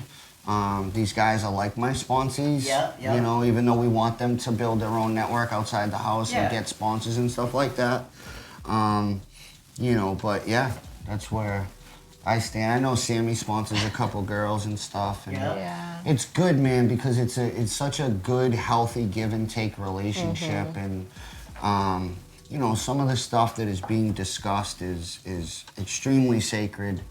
You know, I can't even tell you some of the stuff that I have heard that, you know, is just unimaginable. But there's so much power in sharing that once somebody, like, I know for me, there was some stuff I was taking to the grave, you know, but I trusted Jimmy so much that towards the end of my writing, you know, I had told myself over and over, I'm leaving it out, I'm leaving it out, I'm leaving it out, where I finally just added it in. And then once I shared that with him, like, that moment that my fourth step took 25 hours to read. You know, I had a monster fourth step. But I just remember for the first time in my life feeling like I'm gonna be okay, no matter what. Like, just feeling like I can't explain it. Like, you know, trumpets didn't sound, and I didn't have any, you know. Confetti. Yeah, but I just remember feeling awfully light, like a huge load had been lifted, and a sense of contentment. Okay. You know, for me. Spiritual, baby, spiritual. Yeah. So, and then the amends process, you know, is another part of getting relief.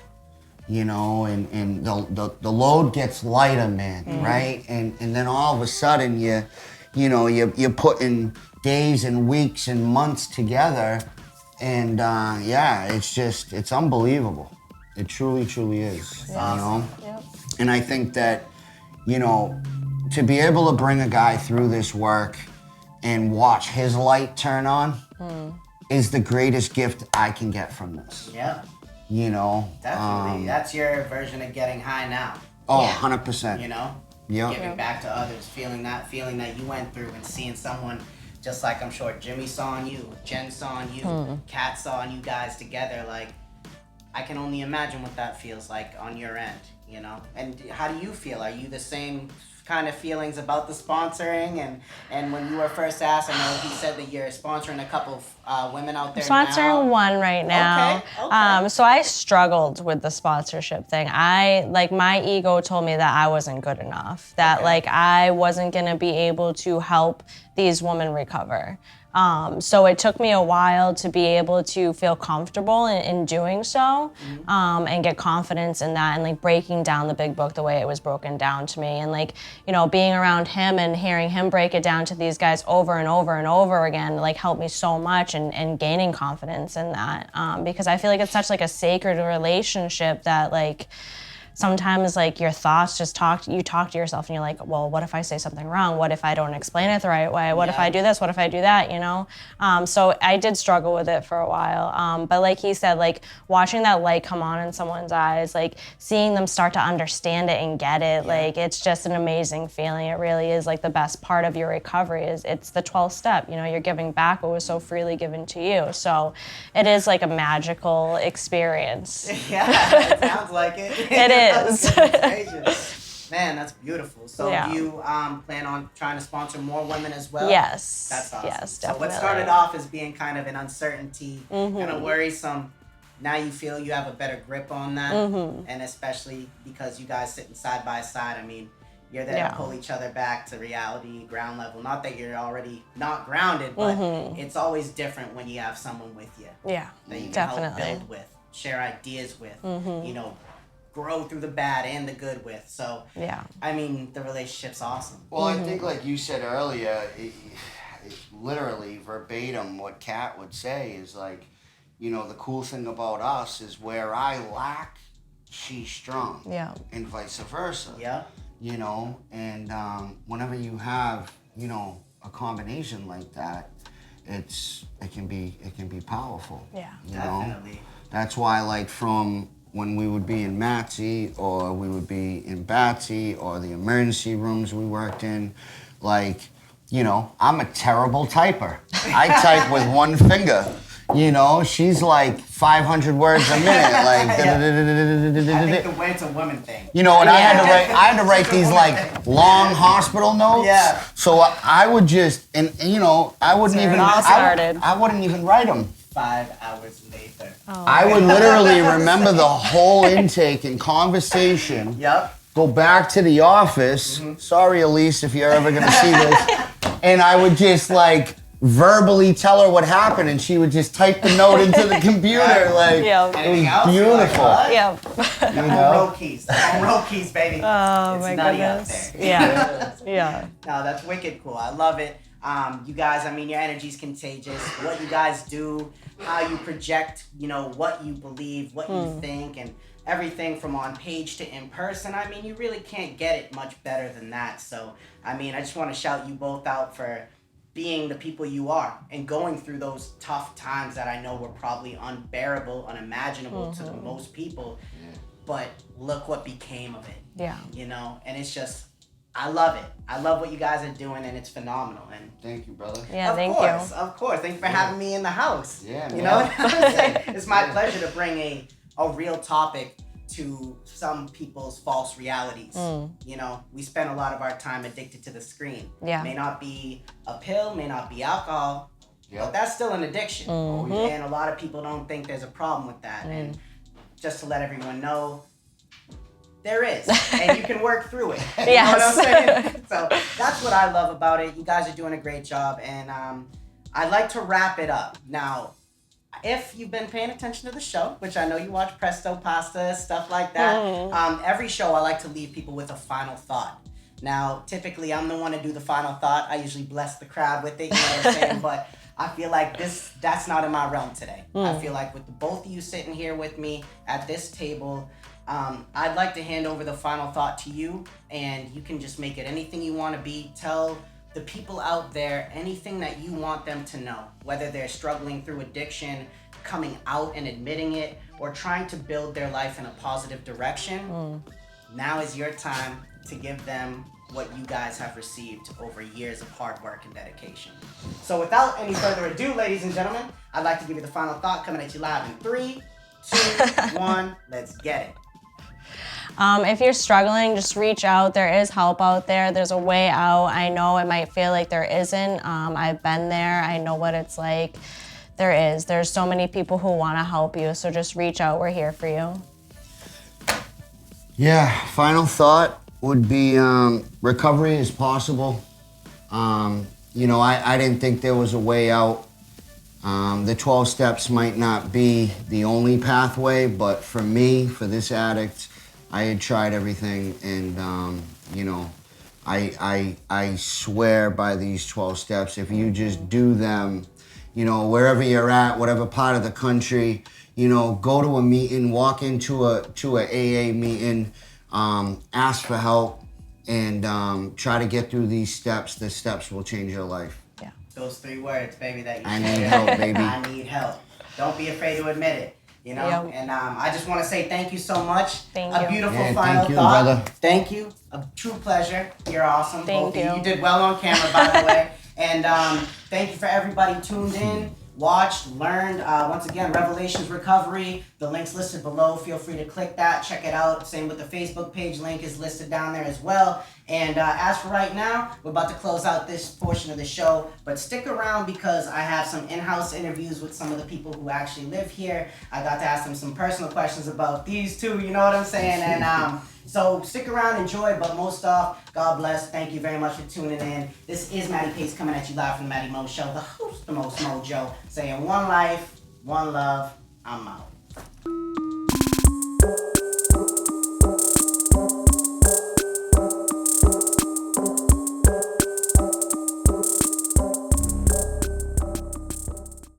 Ladies and gentlemen, so as you heard, I have my man Curran here with me. What's up, guys? AKA CJ. You already know what it is, you know what I'm saying?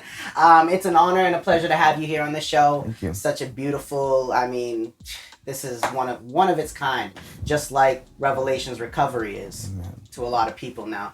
I understand that you've been in and out of some of these, you know, homes over your time here, right? Yeah, I've been to over 20 programs and detoxes over the course of the last 10 years, so it's been a journey, that's for sure. Definitely, and you know that you can handle it, seeing as how you made it through the retreat, which is the hardest program that you can go through. Yep. You know, congratulations once again, Thank that's you. huge. And now you're here, Revelations Recovery. Yes. And what I would love to know, coming from your perspective as someone that lives here, goes through the programs, has the resources, Derek, you know, Sammy, what is it that Revelations is doing that no other sober home that you've been through is doing? You know what it is Derek and Sammy and the staff here, they supply love, and they supply support, and they supply knowledge that far surpasses any other program I've ever been to. That's cool. Yeah, and to get a little bit specific on that, you know, when the big books of Alcoholics Anonymous is being broken down to us, meaning when the chapters are being read to us, Derek has so much knowledge about how it's actually supposed to be done. Yeah. Versus when other programs, what they do is they educate you. Okay. So they read the book. Okay. And that's it. Just kind of like we're in class. You're right. With the teacher reading from the books, you have it spread out in front of you, sort Exactly. of thing. Okay. So what we do here is we break it down and we apply it to our lives, and we get to find every single word in that big book that we've never heard before gets described in a situation that we would have been in, and it helps us understand what's really going on with us. And I feel like once we understand what was going on internally, we can apply that to our external situation. Okay. If that makes any sense at Oh, all. of course. Well put, by the way. I mean, so he's making it more relatable. Yes. And he's incorporating it in your everyday life, Yes. your thought process, because he's been there. Right. And it's just a beautiful thing. I love how he's taking the hands-on approach and not just teaching as if we're in high school, but actually guiding. It's perfectly put. Like this is a guided program. He doesn't hold our hand, but he walks behind us to make sure we're going in the right way. He keeps you in line. He keeps us in line without you know? having to keep you in line. Right, you know? and there's no enabling going on. It's all love, and like these. I'm not saying other sober houses are bad, but what separates this place from the other places is the fact that we can feel comfortable being here and being ourselves and not worried about the consequences of being ourselves. Because a lot of times you have to put on a face and put on a facade that just to make it through a program. Yeah. Okay. So that's beautiful. And I think that's something for the viewers out there, for people that haven't been to a recovery house or anything like that. I think it's important to understand, just like you said, it seems like some people that are struggling, you never know they're struggling because we're wearing a different face. Yeah, like fake it till you make it kind of thing. Exactly. And that never works because then you can't get into the bottom of like your soul and figure out what's driving you to continue living that lifestyle if you're putting on a front. Definitely. And then what are you going to do when you make it, so to speak? Right. You know what I'm saying? Like, what am I going to do? So that's very well put, and that's beautiful. I'm happy that Derek is really, him and Sammy, they're amazing. doing work. I mean, just me alone walking in here, meeting everyone, even just meeting you, it's just it's such a great vibe.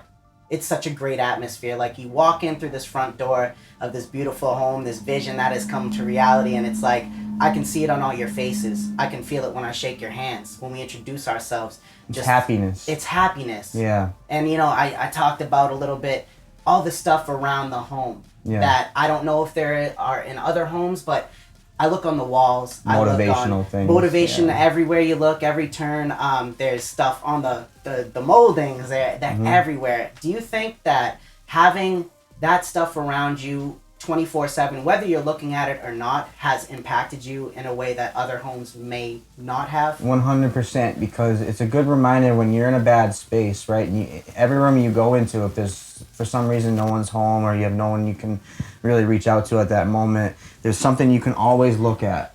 And I look at them all the time. Every time I go into a room, I watch, because it's like it teaches me something every single day. That's beautiful. And I've never been into a place that has motivational stuff on the wall. I love that. It's just, doesn't happen. Like you said, this is a much different place than where you've been. Not to discredit other places, but to bring to light. Yep. This one is definitely doing what it should be doing. I mean, and look at you. We luckily caught you before you're out to head to work. Yeah. You know what I'm saying? Which is another great version of his program with the work. Right. Going out and doing your thing and rent and all that stuff. So so it teaches you how to become a productive member of society. Exactly. And what's cool is you can work where you want. There's no restrictions, because when we're in the work and when we're going through this process and we find out who we are and find out what the problems were, they say we can go where any free man can go. Okay. It's true. There's no such thing, in my opinion, and most of the opinions here, there's no such thing as triggers. Mm-hmm.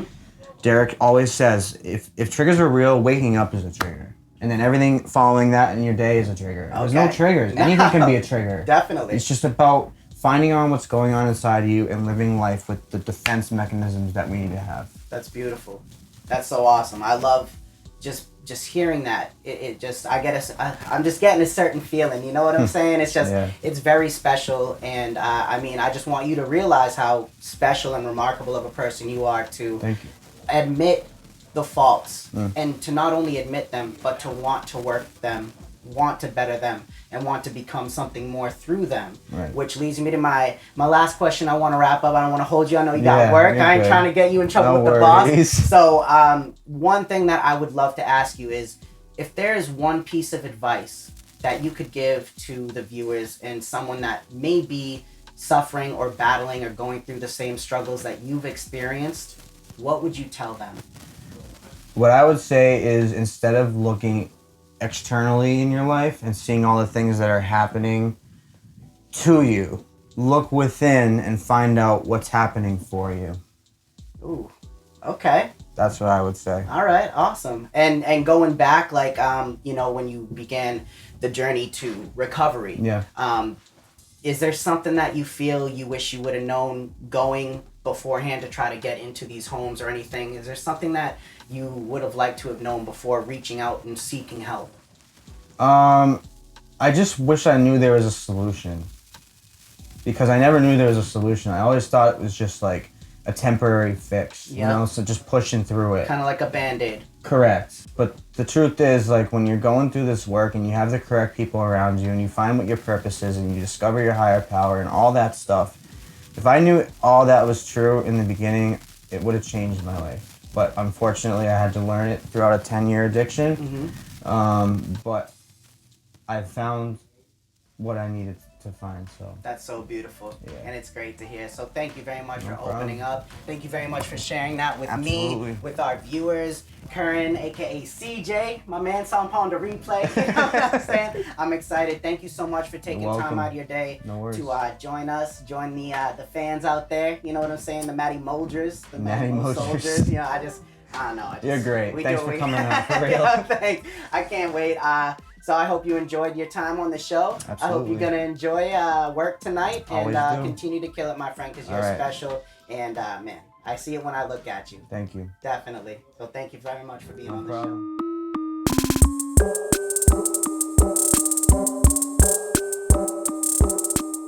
All right, ladies and gentlemen, so you already saw CJ. I got another great member of this house on the show now, my man Chad. It is an honor and a pleasure to have you here. Thank you for wanting to be on the show and chat it up a little bit with me. You know what I'm saying? Right. So how you doing? I'm blessed. I am truly blessed. I love that. I love your hoodie, by the way. Thank you. You know what I'm saying? We fan it out. Let's show the fans. You know what I'm saying? freaking awesome. It's my cousin Junior's clothing line. Doing his thing. I love that. He's got a bunch of things going on. Thumbs up. He's a DJ, does club promotions. Yeah, man, he's living the dream. That's dope. Yeah. That's beautiful. Yeah. So, well, I got you here. Thank you very much again for wanting to be on here and chop it up with me a little bit. Yeah. But I think, one question I should ask is how did you meet Derek? Whew. I know you guys got a little history. Yeah. Derek's actually from my hometown. He's let me see, 6 years younger than me. We ran in similar circles. Derek came into my life really about 4 years ago on a personal level. He brought me some knowledge and had me questioning what I wanted out of my life. And I asked him to be my sponsor because he had something that I wanted.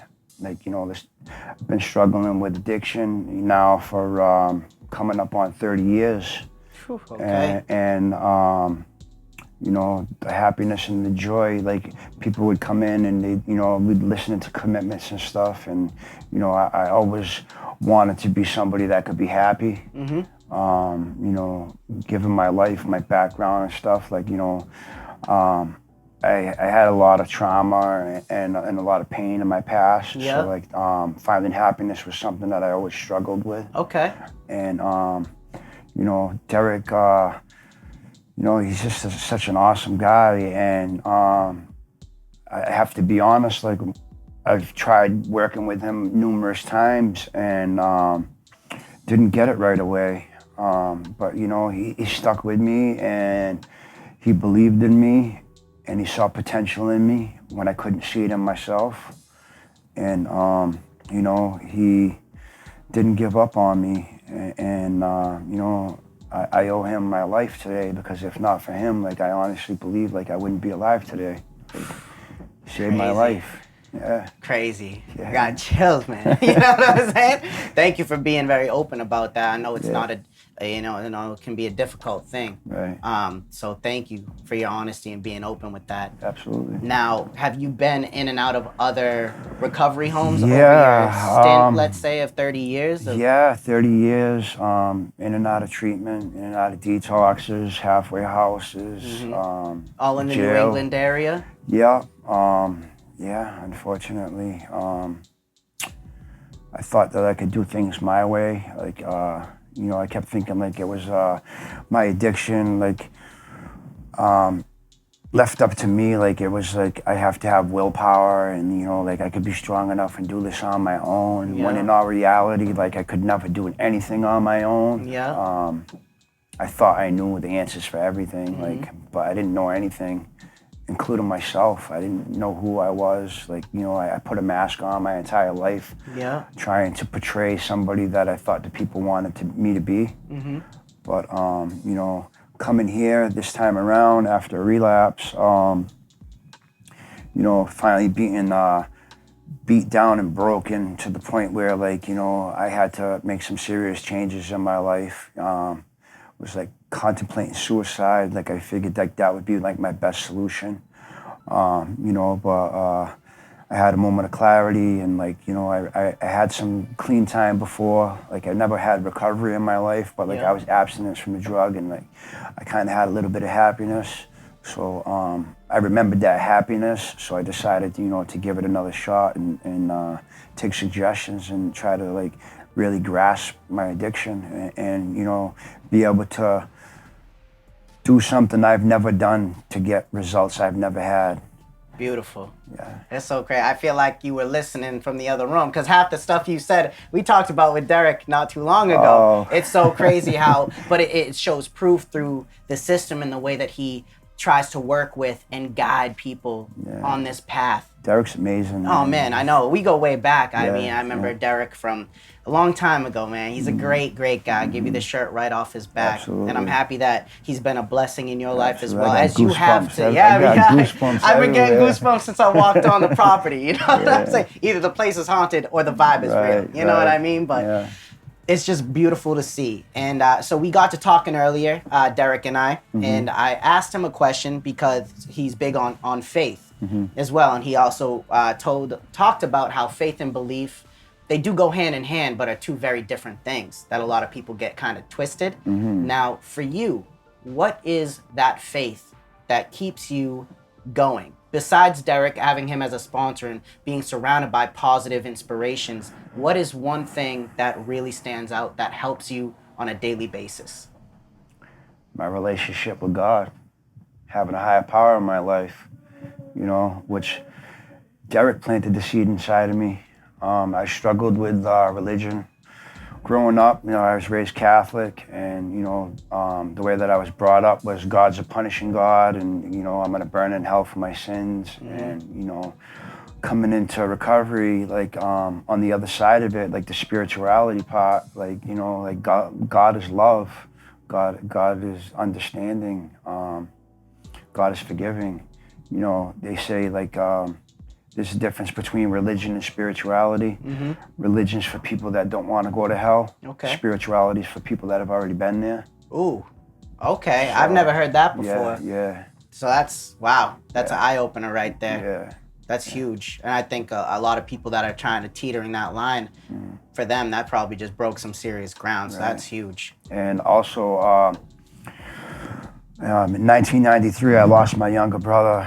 He got murdered. And, you know, I was struggling with the whole God thing. And, like, you know, like, how could there be a God and, like, let stuff like this happen? Yeah. You know, and just caught up in my addiction and the streets and stuff. You know, I was questioning it, but, like, I always believed in something. Yeah.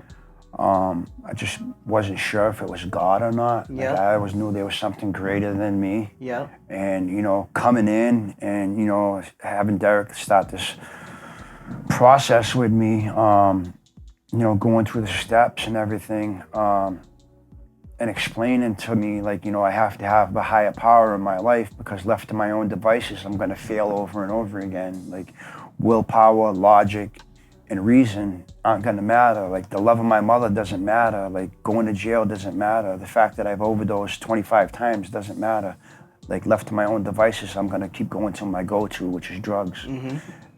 So unless I was able to have a spiritual awakening or some psychic change, like change the way I think, and like that all started like with Derek planting the seed with me, and you know, he asked me to stop praying on a daily basis, and like at first when I started praying, I didn't really know what I was praying to. Yeah, or how? He said, like, listen, if you don't believe in anything, believe that I believe, and believe that it's working for me.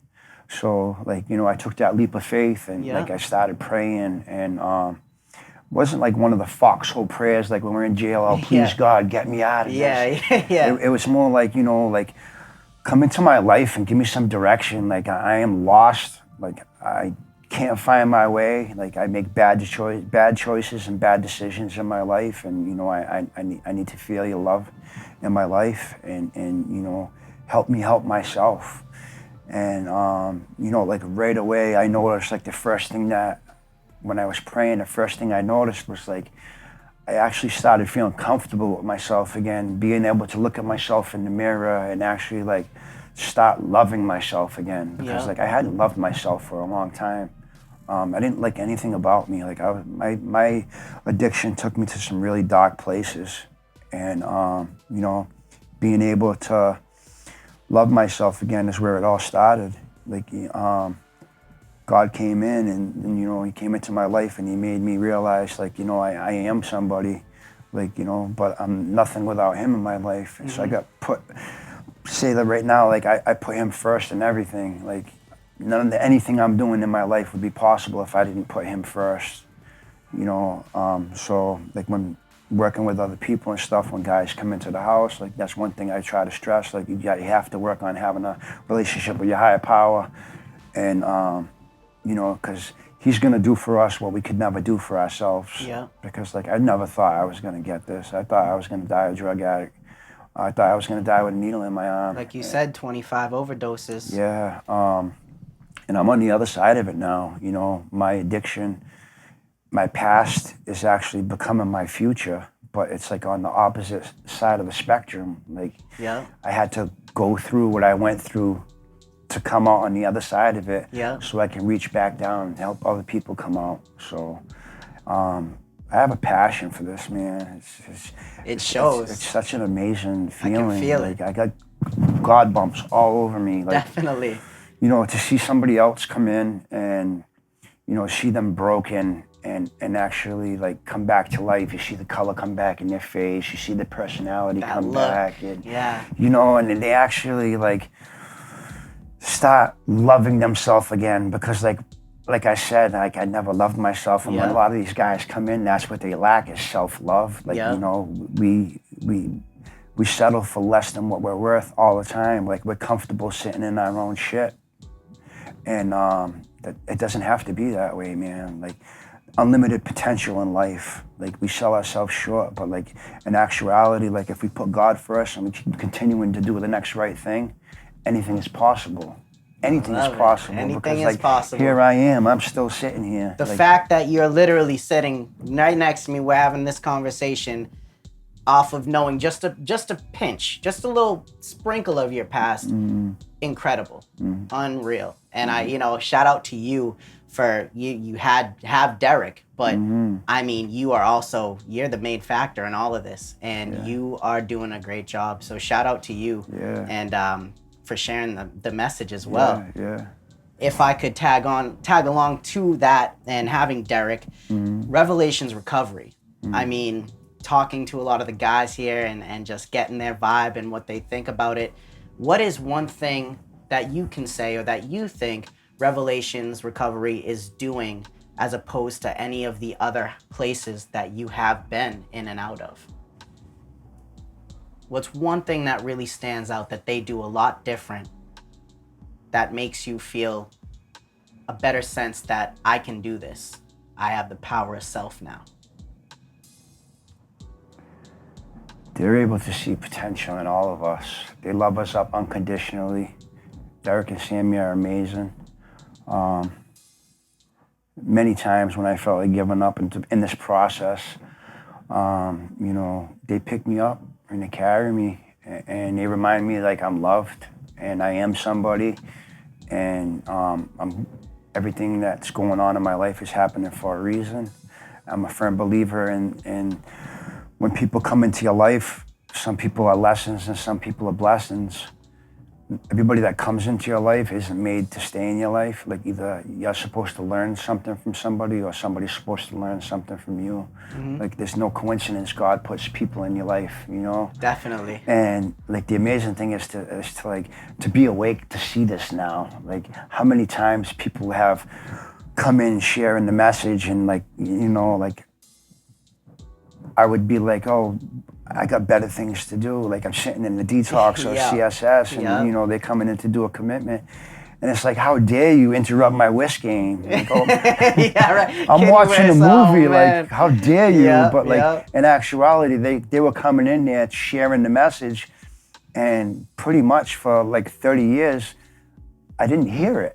Yeah. Because I was so lost in my selfishness of my addiction. Yeah. Like I would be in the back of the room with my headphones in, drawing on a piece of paper. Yeah. Just being present, like doing the bare minimum. I always had to do the bare minimum, just what I needed to do to get by. And like that never did anything for me. I had to come out of my comfort zone. I had to get uncomfortable to get comfortable. Yeah. You know? Definitely. Because like anything worthwhile in life comes with a price.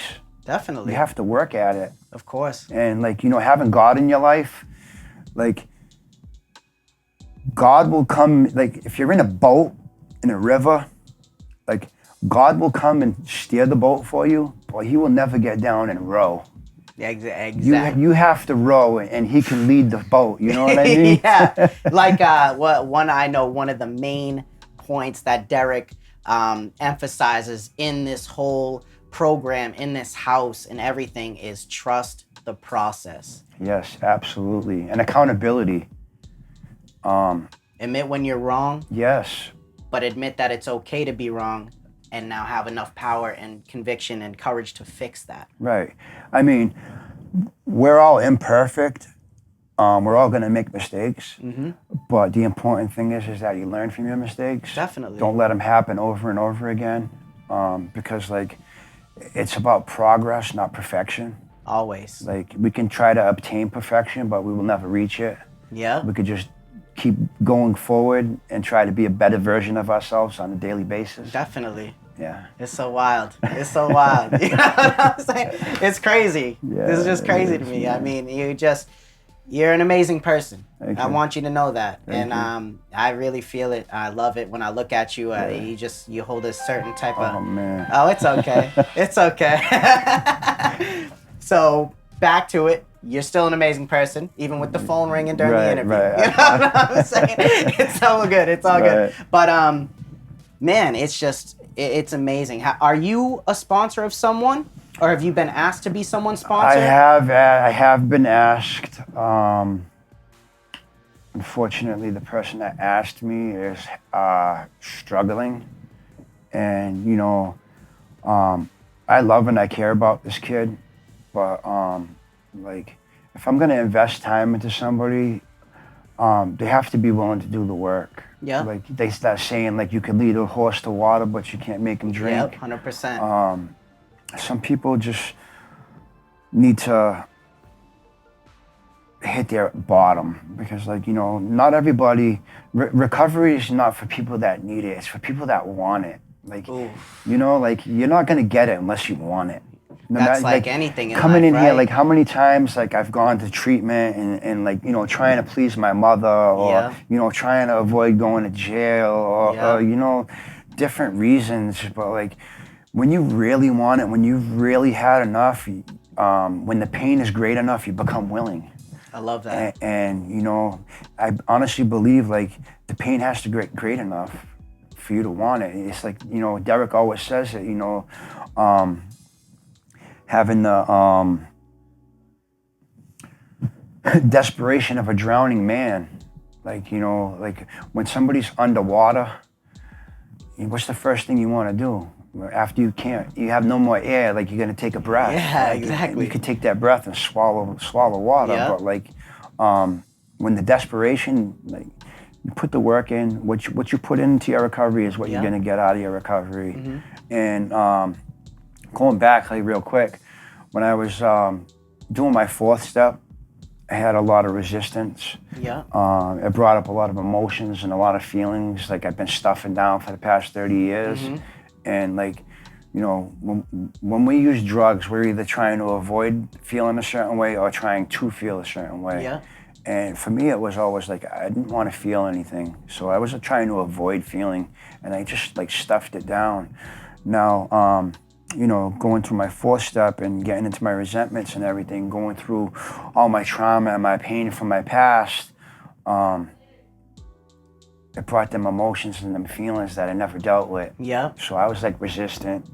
And, like, me and Derek actually bumped heads a couple of times, you know, and a lot of the guys in the house thought, like, I wasn't going to make it. Yeah. And, you know, like, Derek was almost ready to kick me out. But, like, he had faith in me and he pushed me. And, you know, I came out on the other side of it. I did my 5th step with him. And, like, you know, all my secrets aren't a secret anymore. Like, I shared it with Derek. Like, I turned it over to God. And, like, that weight that I've been carrying around for 30 years is, like, I don't have to carry that with me anymore. Like, it's not a secret anymore. Yeah.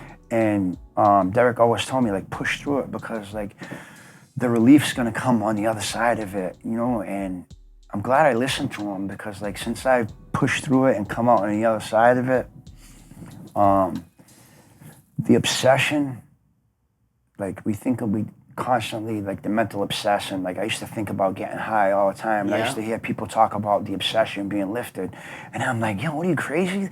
Like I've been doing drugs for the last 30 years of my life. Like how am I ever gonna not think about drugs? Yep. Coming out on the other side of it, like looking back, and it's like, I have no desire to get high.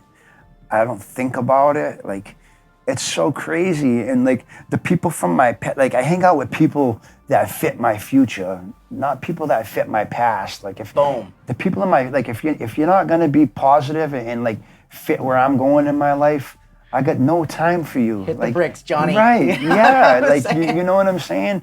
I spent too much time, you know, with my head held down, like I couldn't look anybody in the eye. You know, my addiction brought me to places, like I like to say this a lot, my addiction brought me to places not even the devil himself would go. And like, you know, I'm able to lift my head high. It's a beautiful like thing. Look somebody in the eye when I'm having a conversation. Yeah. I don't have to lie, cheat, steal. I help people on a daily basis. Yeah. Whenever I can, you know, I put my trust in God. Yeah. And I live every day trying to be a better person than I was yesterday. That's beautiful. That's Yeah, beautiful. man. One of the last questions. I got 2 questions left. Okay. The first one is, do you believe you found your purpose through going through all of these dark times and these roads that, like you said, the devil himself would not dare to travel down? Man, this is no coincidence that you're asking me this, because like me and Derek were just having this conversation last night when we went out to eat. Absolutely, like I was telling Derek, like my life has meaning today. Like I have a purpose. Everything from my past has catapulted me into somebody I never thought I was gonna be. Like, you know, I never thought I would be where I'm at in my life. I wouldn't think about having the opportunities that are being presented to me. Yeah. So absolutely, like my past is definitely like, I have a purpose and like the passion for this, and I get such satisfaction and man, it's just a beautiful thing, man. I love it. Like for me personally, like I have to stay connected with the house, be involved in helping whenever I can, because this is my foundation. Like, you know, I'm trying to build a solid foundation so I can build up. So Yeah. this is what gives me pleasure. Before, the drugs and the alcohol used to give me pleasure. But when I do good things now, That's your high. yeah, it's like my brain recognizes it as pleasure, but it's not chemically induced. You're addicted to helping other people. Absolutely, it releases that good feeling One of in the my best brain. addictions you So could it's ever like have. when I help somebody Yeah. and it releases that good feeling, I'm automatically looking for the next time I'm gonna have an opportunity to help somebody. You want to do more and more, Right, and then you're like, there's right. not enough hours in the day, you know? Right, what I'm right, saying? right. I feel you. That's a beautiful thing, and I'm so happy that you found what you had all along, and that was Yeah. your purpose. And I'm it's happy like the that whole you got it. time I've been searching on the outside for the key. Everywhere. Everyone Everywhere. always looks outside. Outside when the Yep. key's been inside me the whole time, man. baby. The whole God's gonna time. keep knocking on the door, but he's not gonna come in until you open the door and invite him in. Like you said, he'll steer the boat, but he ain't gonna row those oars, Right, baby. You right, know what I'm right. saying? That's what it's all about. Now, the final question that I want to ask you is, if there is something that you could tell someone that is in your shoes that you once were in, that's battling through addiction, that is battling through those thoughts of suicide, that is battling all the stuff that the devil himself would not want to experience, what is it that you can tell those people right now that may better them or help them, being you like God guiding them in a direction, but having them to take the steps?